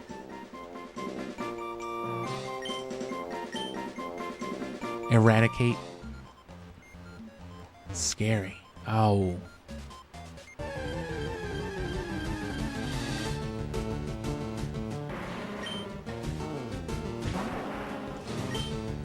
Come on, the rat could live one.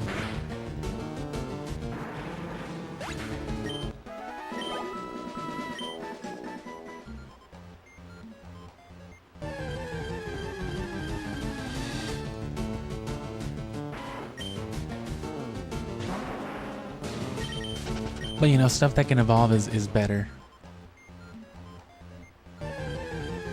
Right, trading a Growlithe with a Firestone, because that's 2, and...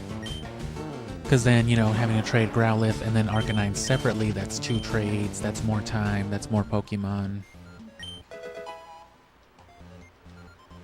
But you can have that all pre-coordinated so that as soon as you run into the things...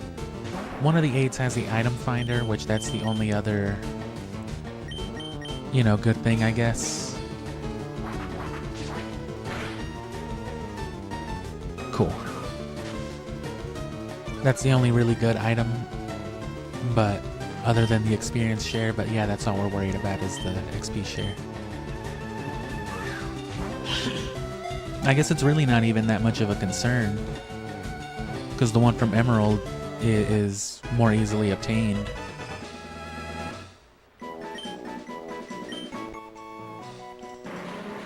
Its thin balloon-like body is inflated by horribly toxic asses.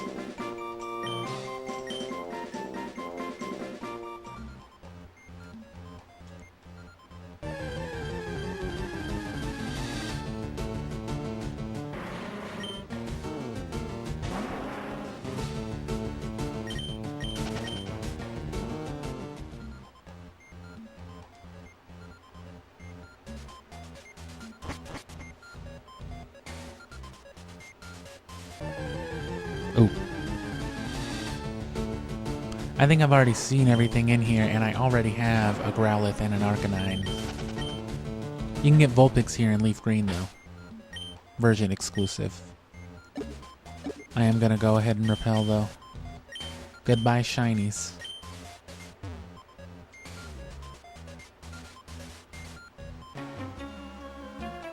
I can't get out. Just go up the stairs. Like, literally just around the one wall and go up. Oh, fuck. What up, Arnie? I thought you quit doing this shit, brother. Level 34 Charmander. I wonder what he's trying to do.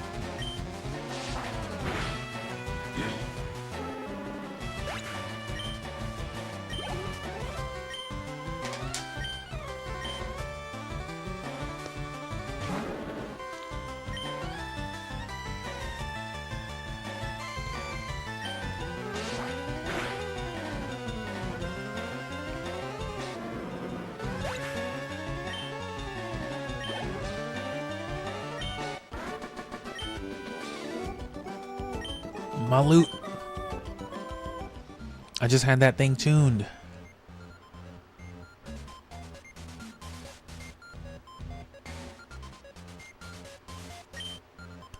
July 10. That's a week from now. We christen the newly discovered Pokemon Mew. Oh, I didn't read the other one, sorry.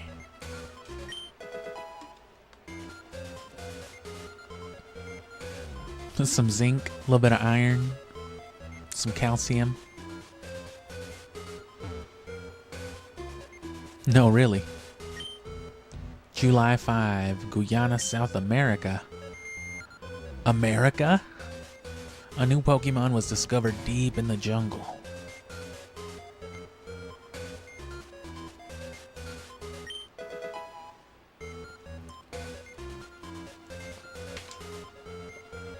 So is the faraway island that you need the ancient map some faraway off coastal part of South America then?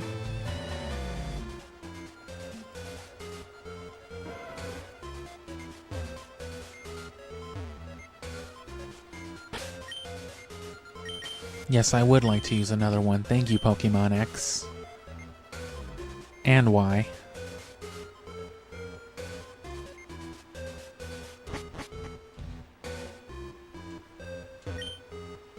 Feb 6, Mew gave birth.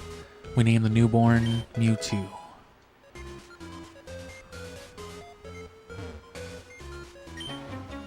And I remember that in the Let's Go games, they make a bigger point of highlighting the actual chambers where, you know, Mewtwo was being cloned, being made.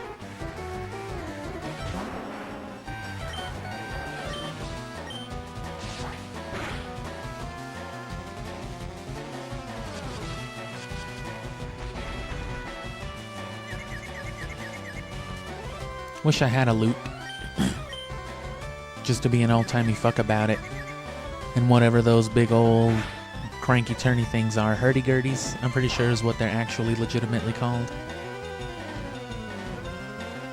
It's not the same thing as just like a grind organ that like those monkeys in the vest use, you know.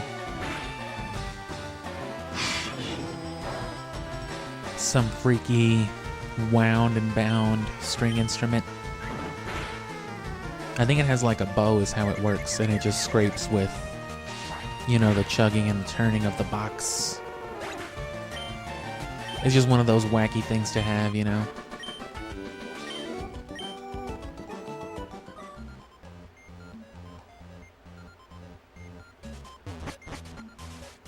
I also really want an Oilers disc.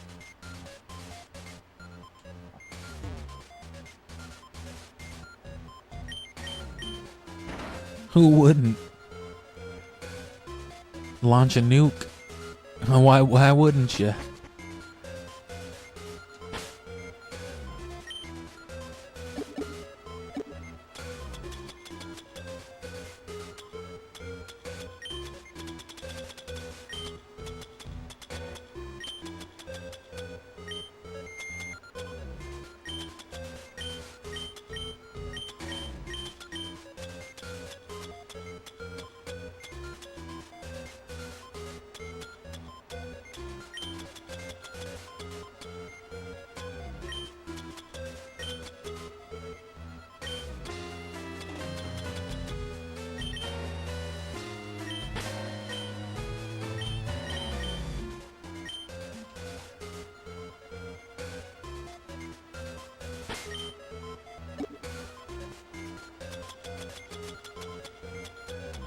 Did I use them all? Oh no, I didn't.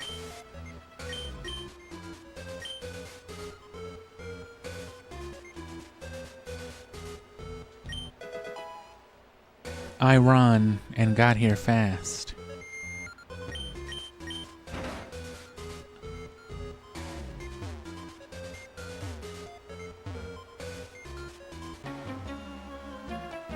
My mentor once lived here.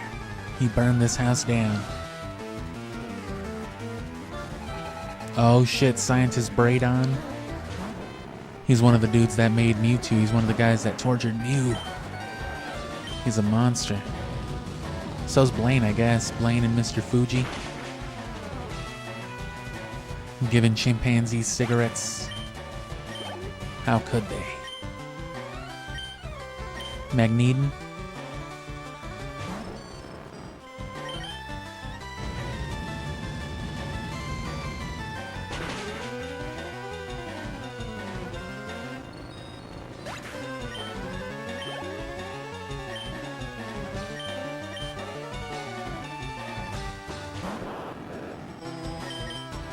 And yeah, that Blastoise doesn't stand a chance.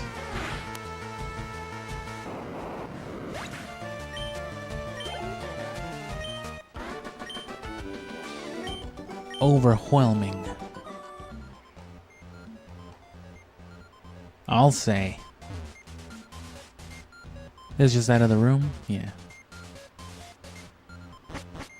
Inaccessible. From that way.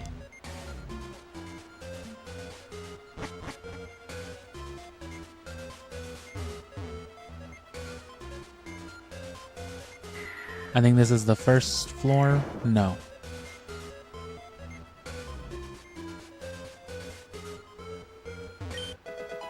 Carbos.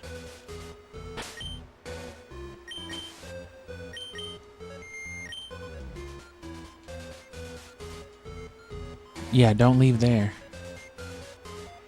It takes you right out the same front door and then you can't fucking go back in the same way you left. September 1st. Mewtwo is far too powerful. We should have named him Mew Not Enough. This is unbelievable.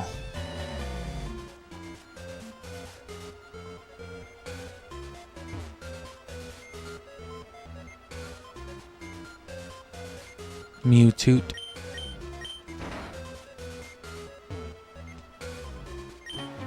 Uh-oh.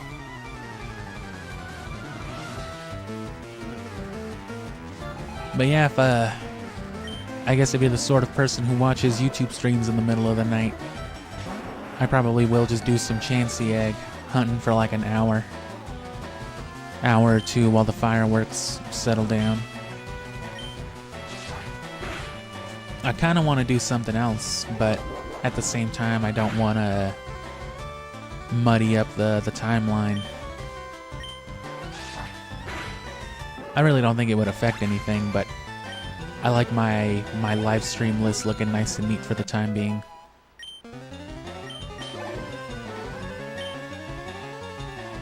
Burglar Lewis.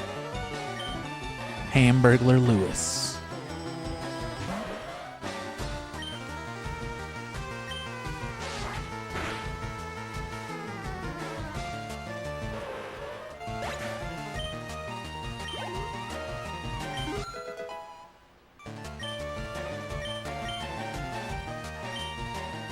Synthesis.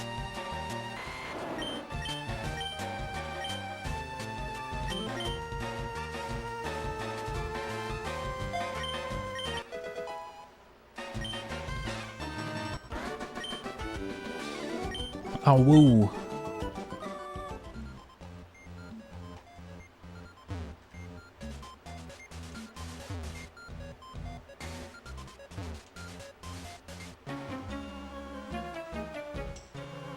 I knew it. This place is ideal for a lab. It's too bad I'm allergic to dogs. This place is ideal for a lab. I guess that's why it was one. Haha.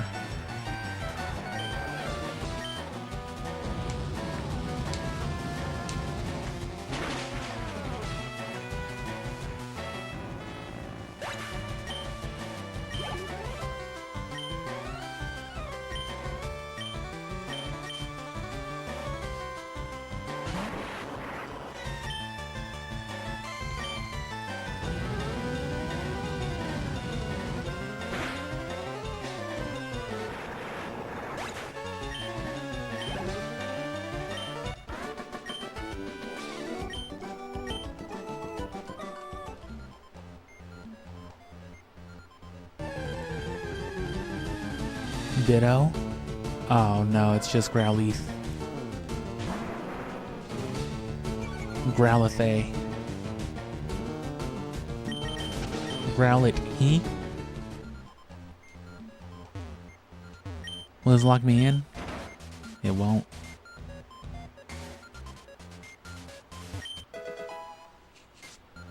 Blizzard. Okay, so now we know Blizzard's not in Seafoam. I don't remember if they stuck an Ice Beam in there though or not. They might not have because it's a Game Corner reward.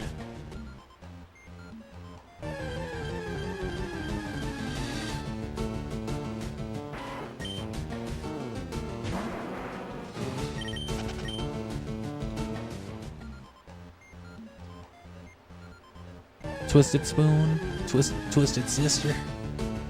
Oh, fuck.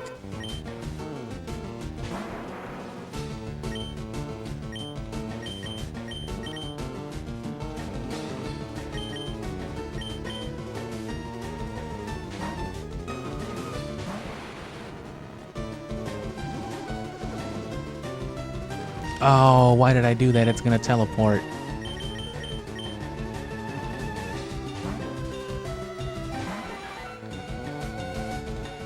It copies stats and everything, so...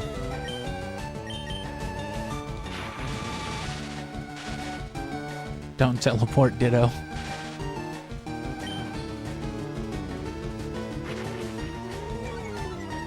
Oh god, it used Confusion, it used Flash, there's only one more move.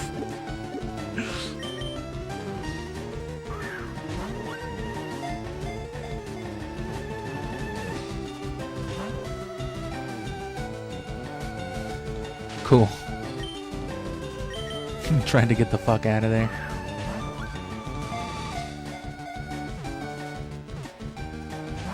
I should have gone for Snorlax. I know my Snorlax can eat a couple. God damn it.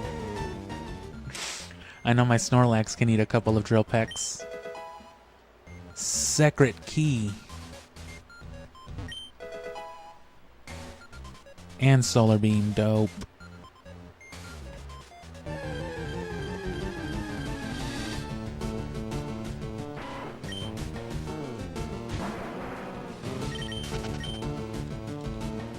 Makes you wonder how a technical machine works. Is it like a DVD? Your Venusaur watches a training video on a fucking YouTube tutorial on how to use Solar Beam? Oh!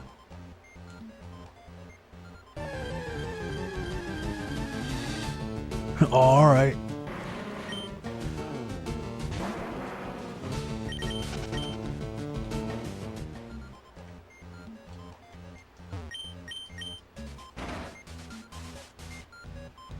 Eat the secret sandwich? Sure, but don't tell anybody.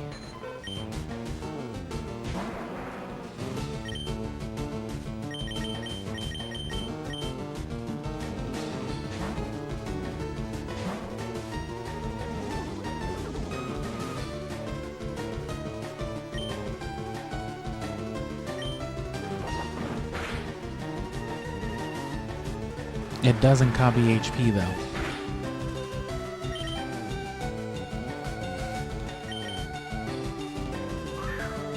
Or catch rate or none of that.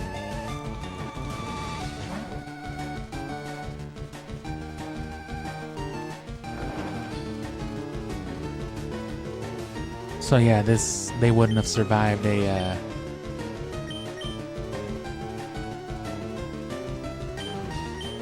they would not have survived a Drill Peck for sure.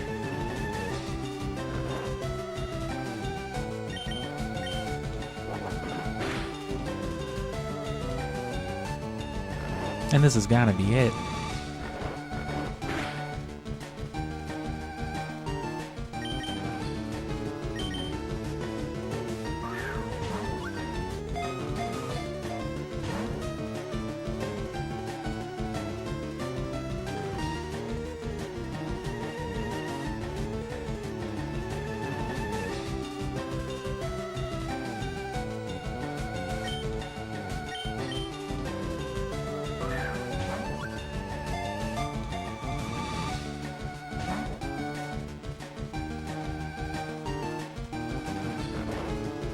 Headbutt.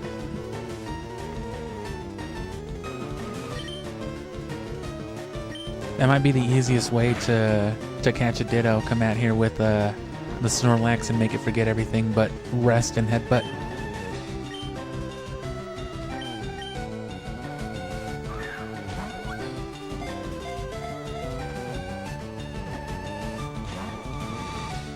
Come on, it's sleepy time.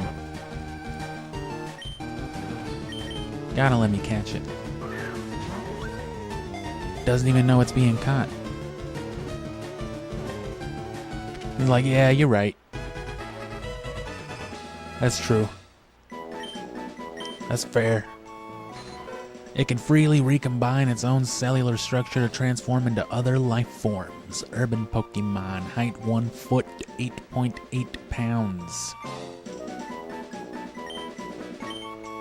Those are some mean stats. 8 pounds of strawberry jam.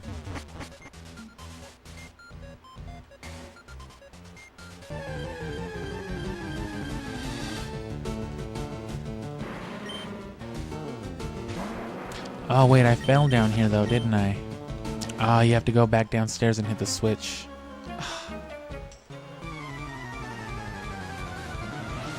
You can escape rope though.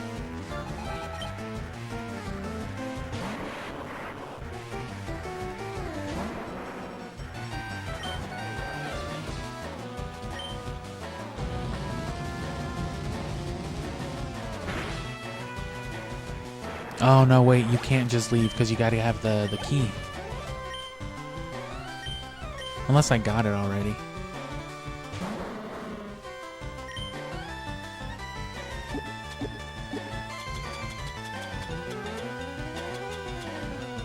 Oh yeah, okay.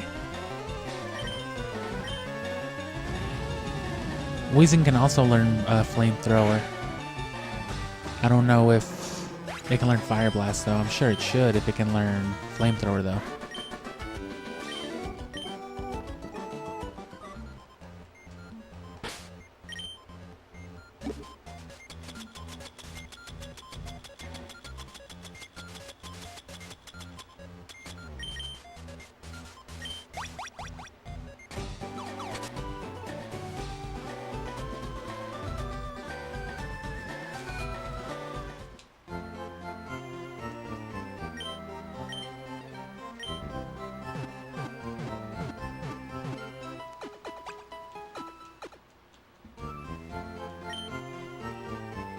And you know what I'm gonna do?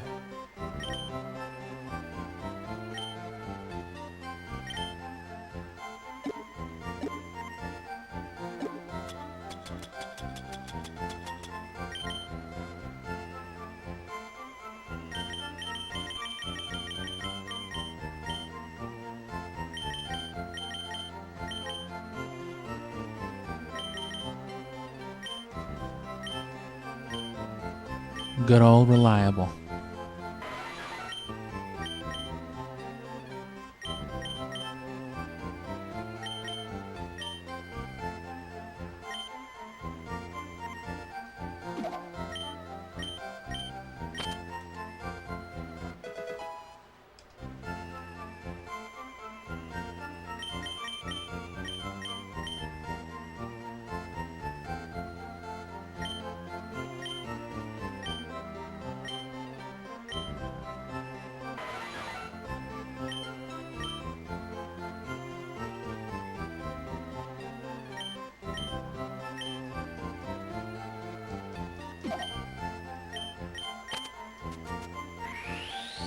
And you know Thunder and Rain Dance aren't the rarest, so...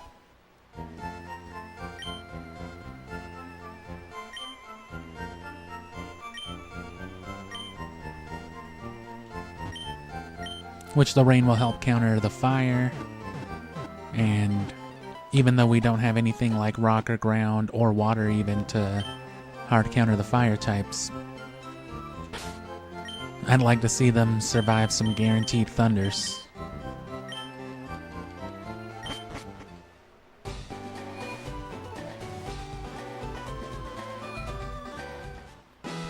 There's no way Articuno learns Water Pulse, right? Oh, in that case, Rain Dance might have been better on Articuno to pair with the water pulse, and then of course you can always switch into that. That is good. Water pulse on Articuno.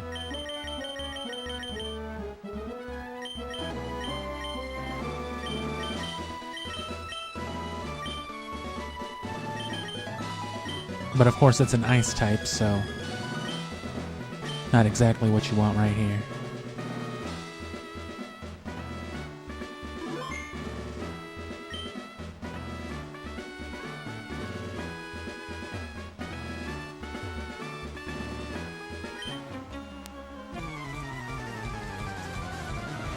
You know what, I don't care, I'm gonna battle these dudes. I want the XP, actually.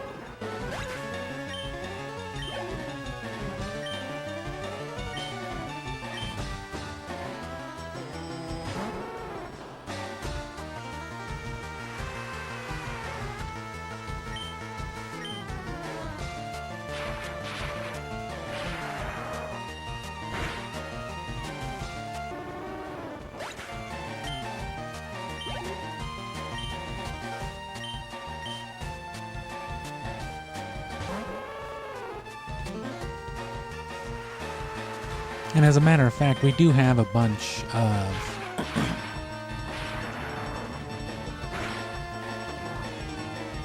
yeah, this should be like 3 water pulses at least already. I can spare the one for the story.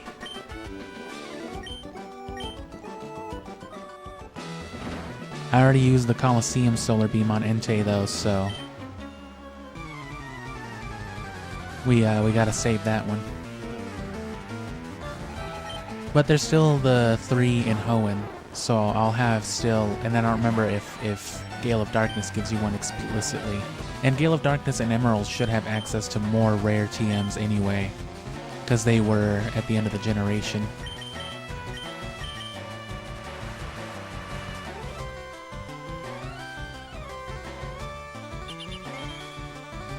But again, the difference with those is that they typically cost coupons and all that. That's why I like saving the Rock Slide tutors and things like that for later on in these games for the post-game. Because I'd rather have them than... I'd rather just trade over something, use the tutor, and then trade it back than have to do a whole bunch of shit to get the 4,800 battle points necessary just for that one tutored move.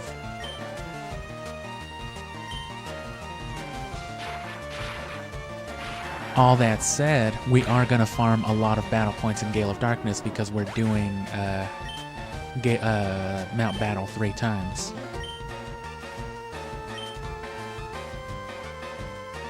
I think they adjust the rate for your level 2, but it doesn't matter. We're doing it predominantly for the Johto starters. So the battle points are just a bonus.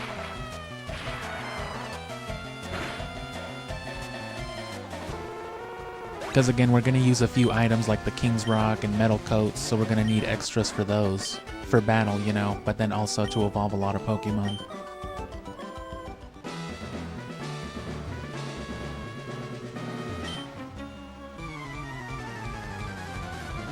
And Thunder seems to be working fine enough. We probably won't need the Water Pulse on Articuno yet. But it's a nice option to have though.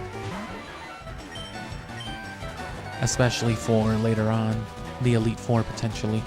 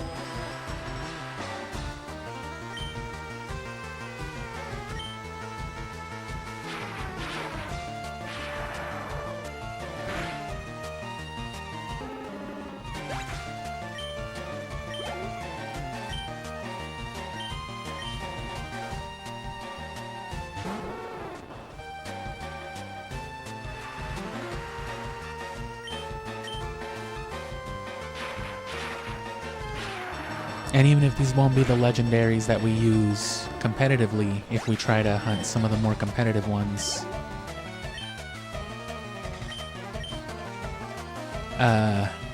just being legendaries, they're going to help us clear through the early Mount Battle, though, because first things first is clearing out Mount Battle on Colosseum to purify all the shadow Pokemon and, yeah, you know, getting all that out of the way. Otherwise, no ho-oh.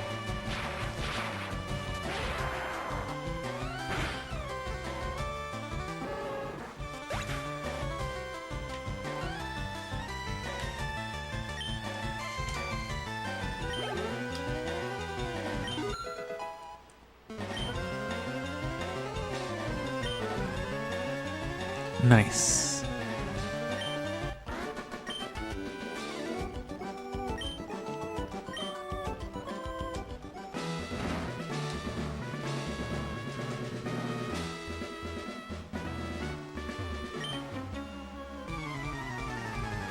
I just do, okay?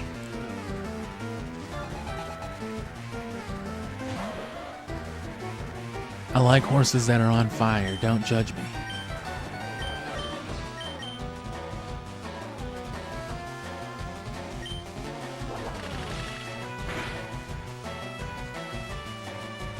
Oh.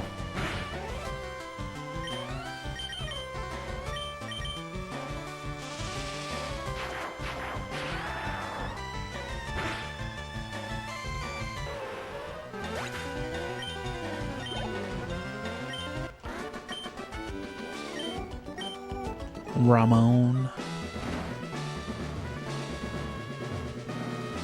And of course you can just do the quizzes, but I'm just here to kill these fools.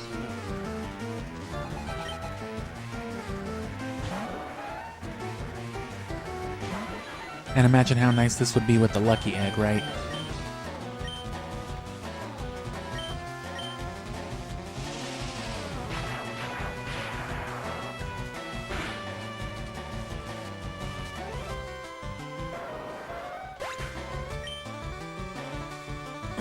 Then Zapdos and Venusaur would both be gaining that 1200.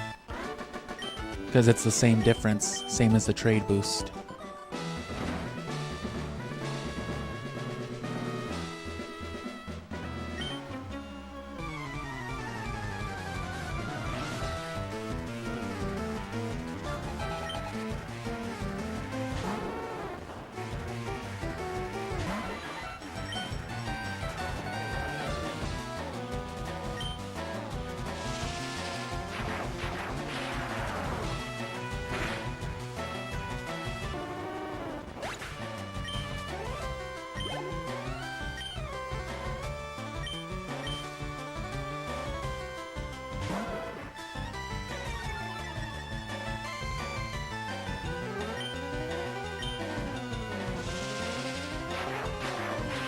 Shockwave also doesn't miss, but that's just a quality of Shockwave.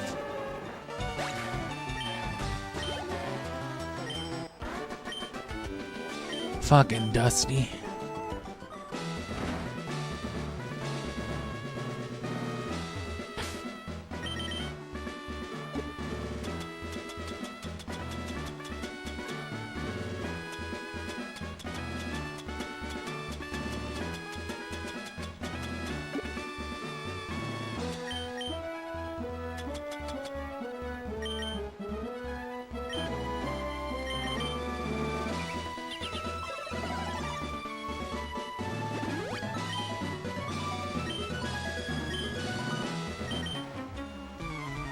Fire is weak against H2O. Sodium chloride.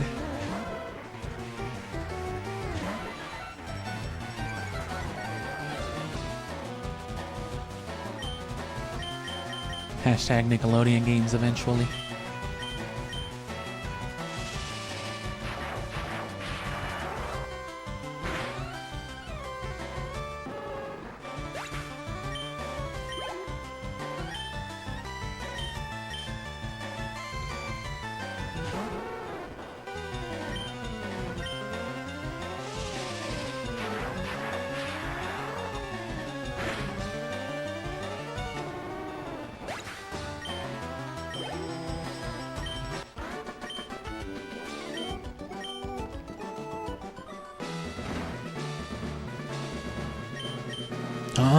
You're not even gonna save? You're not scared?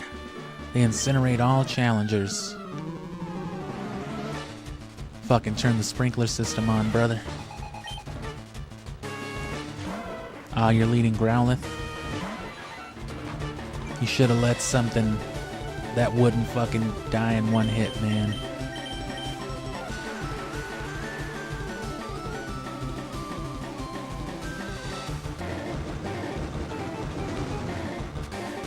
Go ahead and burn me. Oh, they can't because it's raining. I'm pretty sure that's not how it works, but that's the logic I'm going with right there. And there's Blaine. Can't do anything about some Zapdos thunders.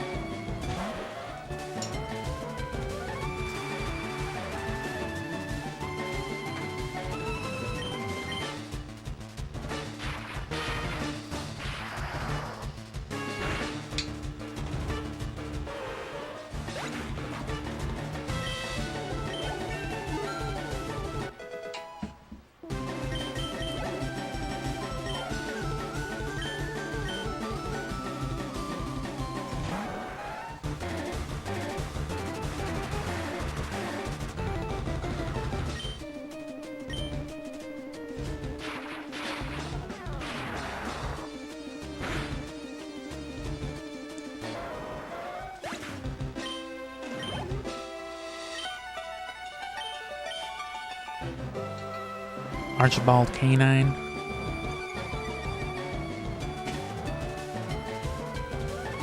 I think that's what it stands for.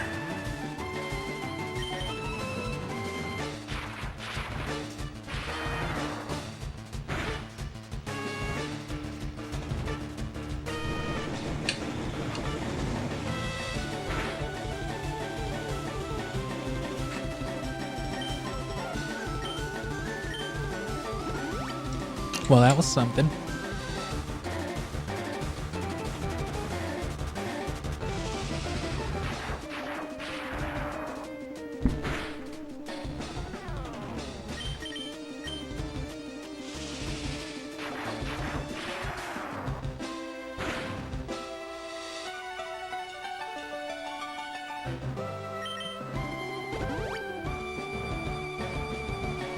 Come on, crit.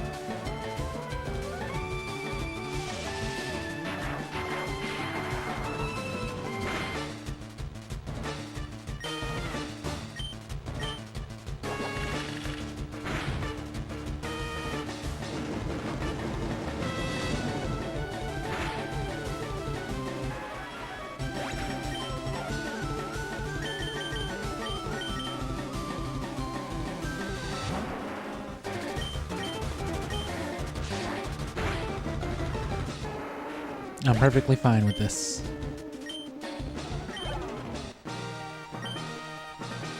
I have burned down to nothing. At least I killed that fucking Zapdos. You monster. Ha! Your Zapdos died. Hides the special stats of your Pokemon. Here you go, you can have this too. Is that Fire Blast? That's Fire Blast. Don't waste it on water Pokemon. Fuck you, I'm teaching it to Gyarados. TM38 Fire Blast is a waste. Should have given me Flamethrower. You fucking scoundrel. Pretty sure there's Overheat in this Victory Road as well. And Dragon Claw was in Meteor Falls for Hoenn and for Hoenn. So is it here for, is it Victory Road in this one, I think? Hey, if it isn't Sully, what's that? You're gonna go take a piss before you continue my dialogue?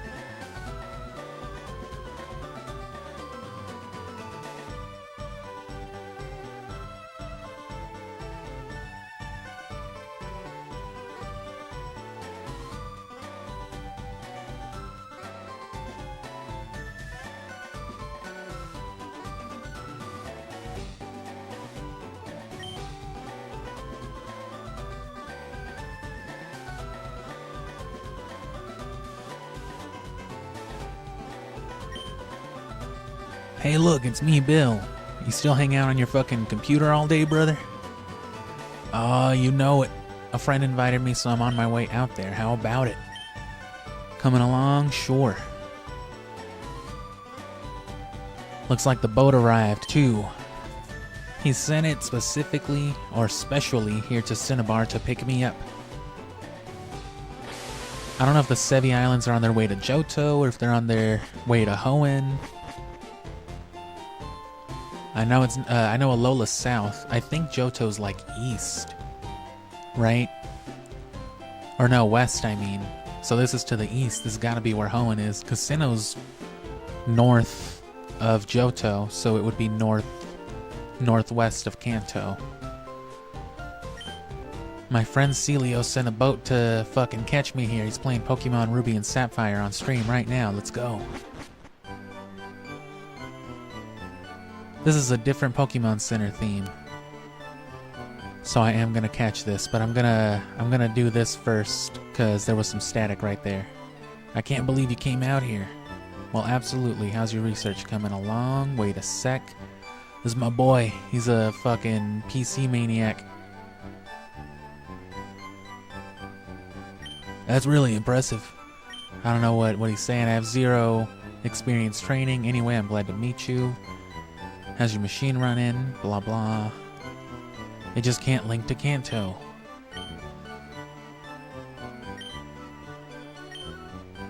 Can you do me a favor? This island next to this one's called 2 Island. The guy that runs the game corner, he has this thing for rare rocks and gems. It's gonna be all night, so I need you to go to our rock guy on 2 Island and pick us up some moonstones. Some moon sugar. The meteorite from Bill.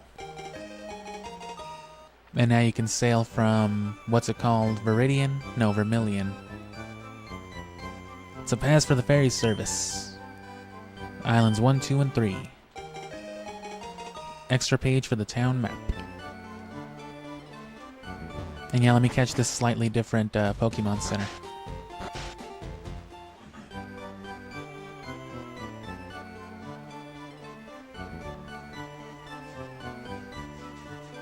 And yeah, Moltres is here. This would be the most accessible one, since you don't have to go out of your way at all, really. Only slightly off the main path where you're headed. Whereas with Zapdos, you'd have to run back to Rock Tunnel, and with Articuno, you'd have to go away, you know, other than the way straight to Cinnabar from Kanto, you'd have to go from wherever it was, where we battled Koga, I already forgot, from Fuchsia.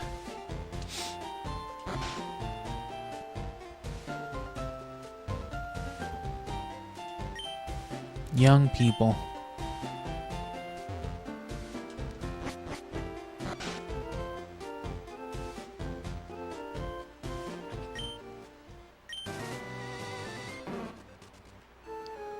I might be good with this for now, though. We can pick up the stream dedicatedly next week, and I can get to editing and all that. So let's set up to 2 Island at least, so I don't forget. 2 Island. Alright, all aboard Sea Gallop High Speed 2. The Sea Sandwich.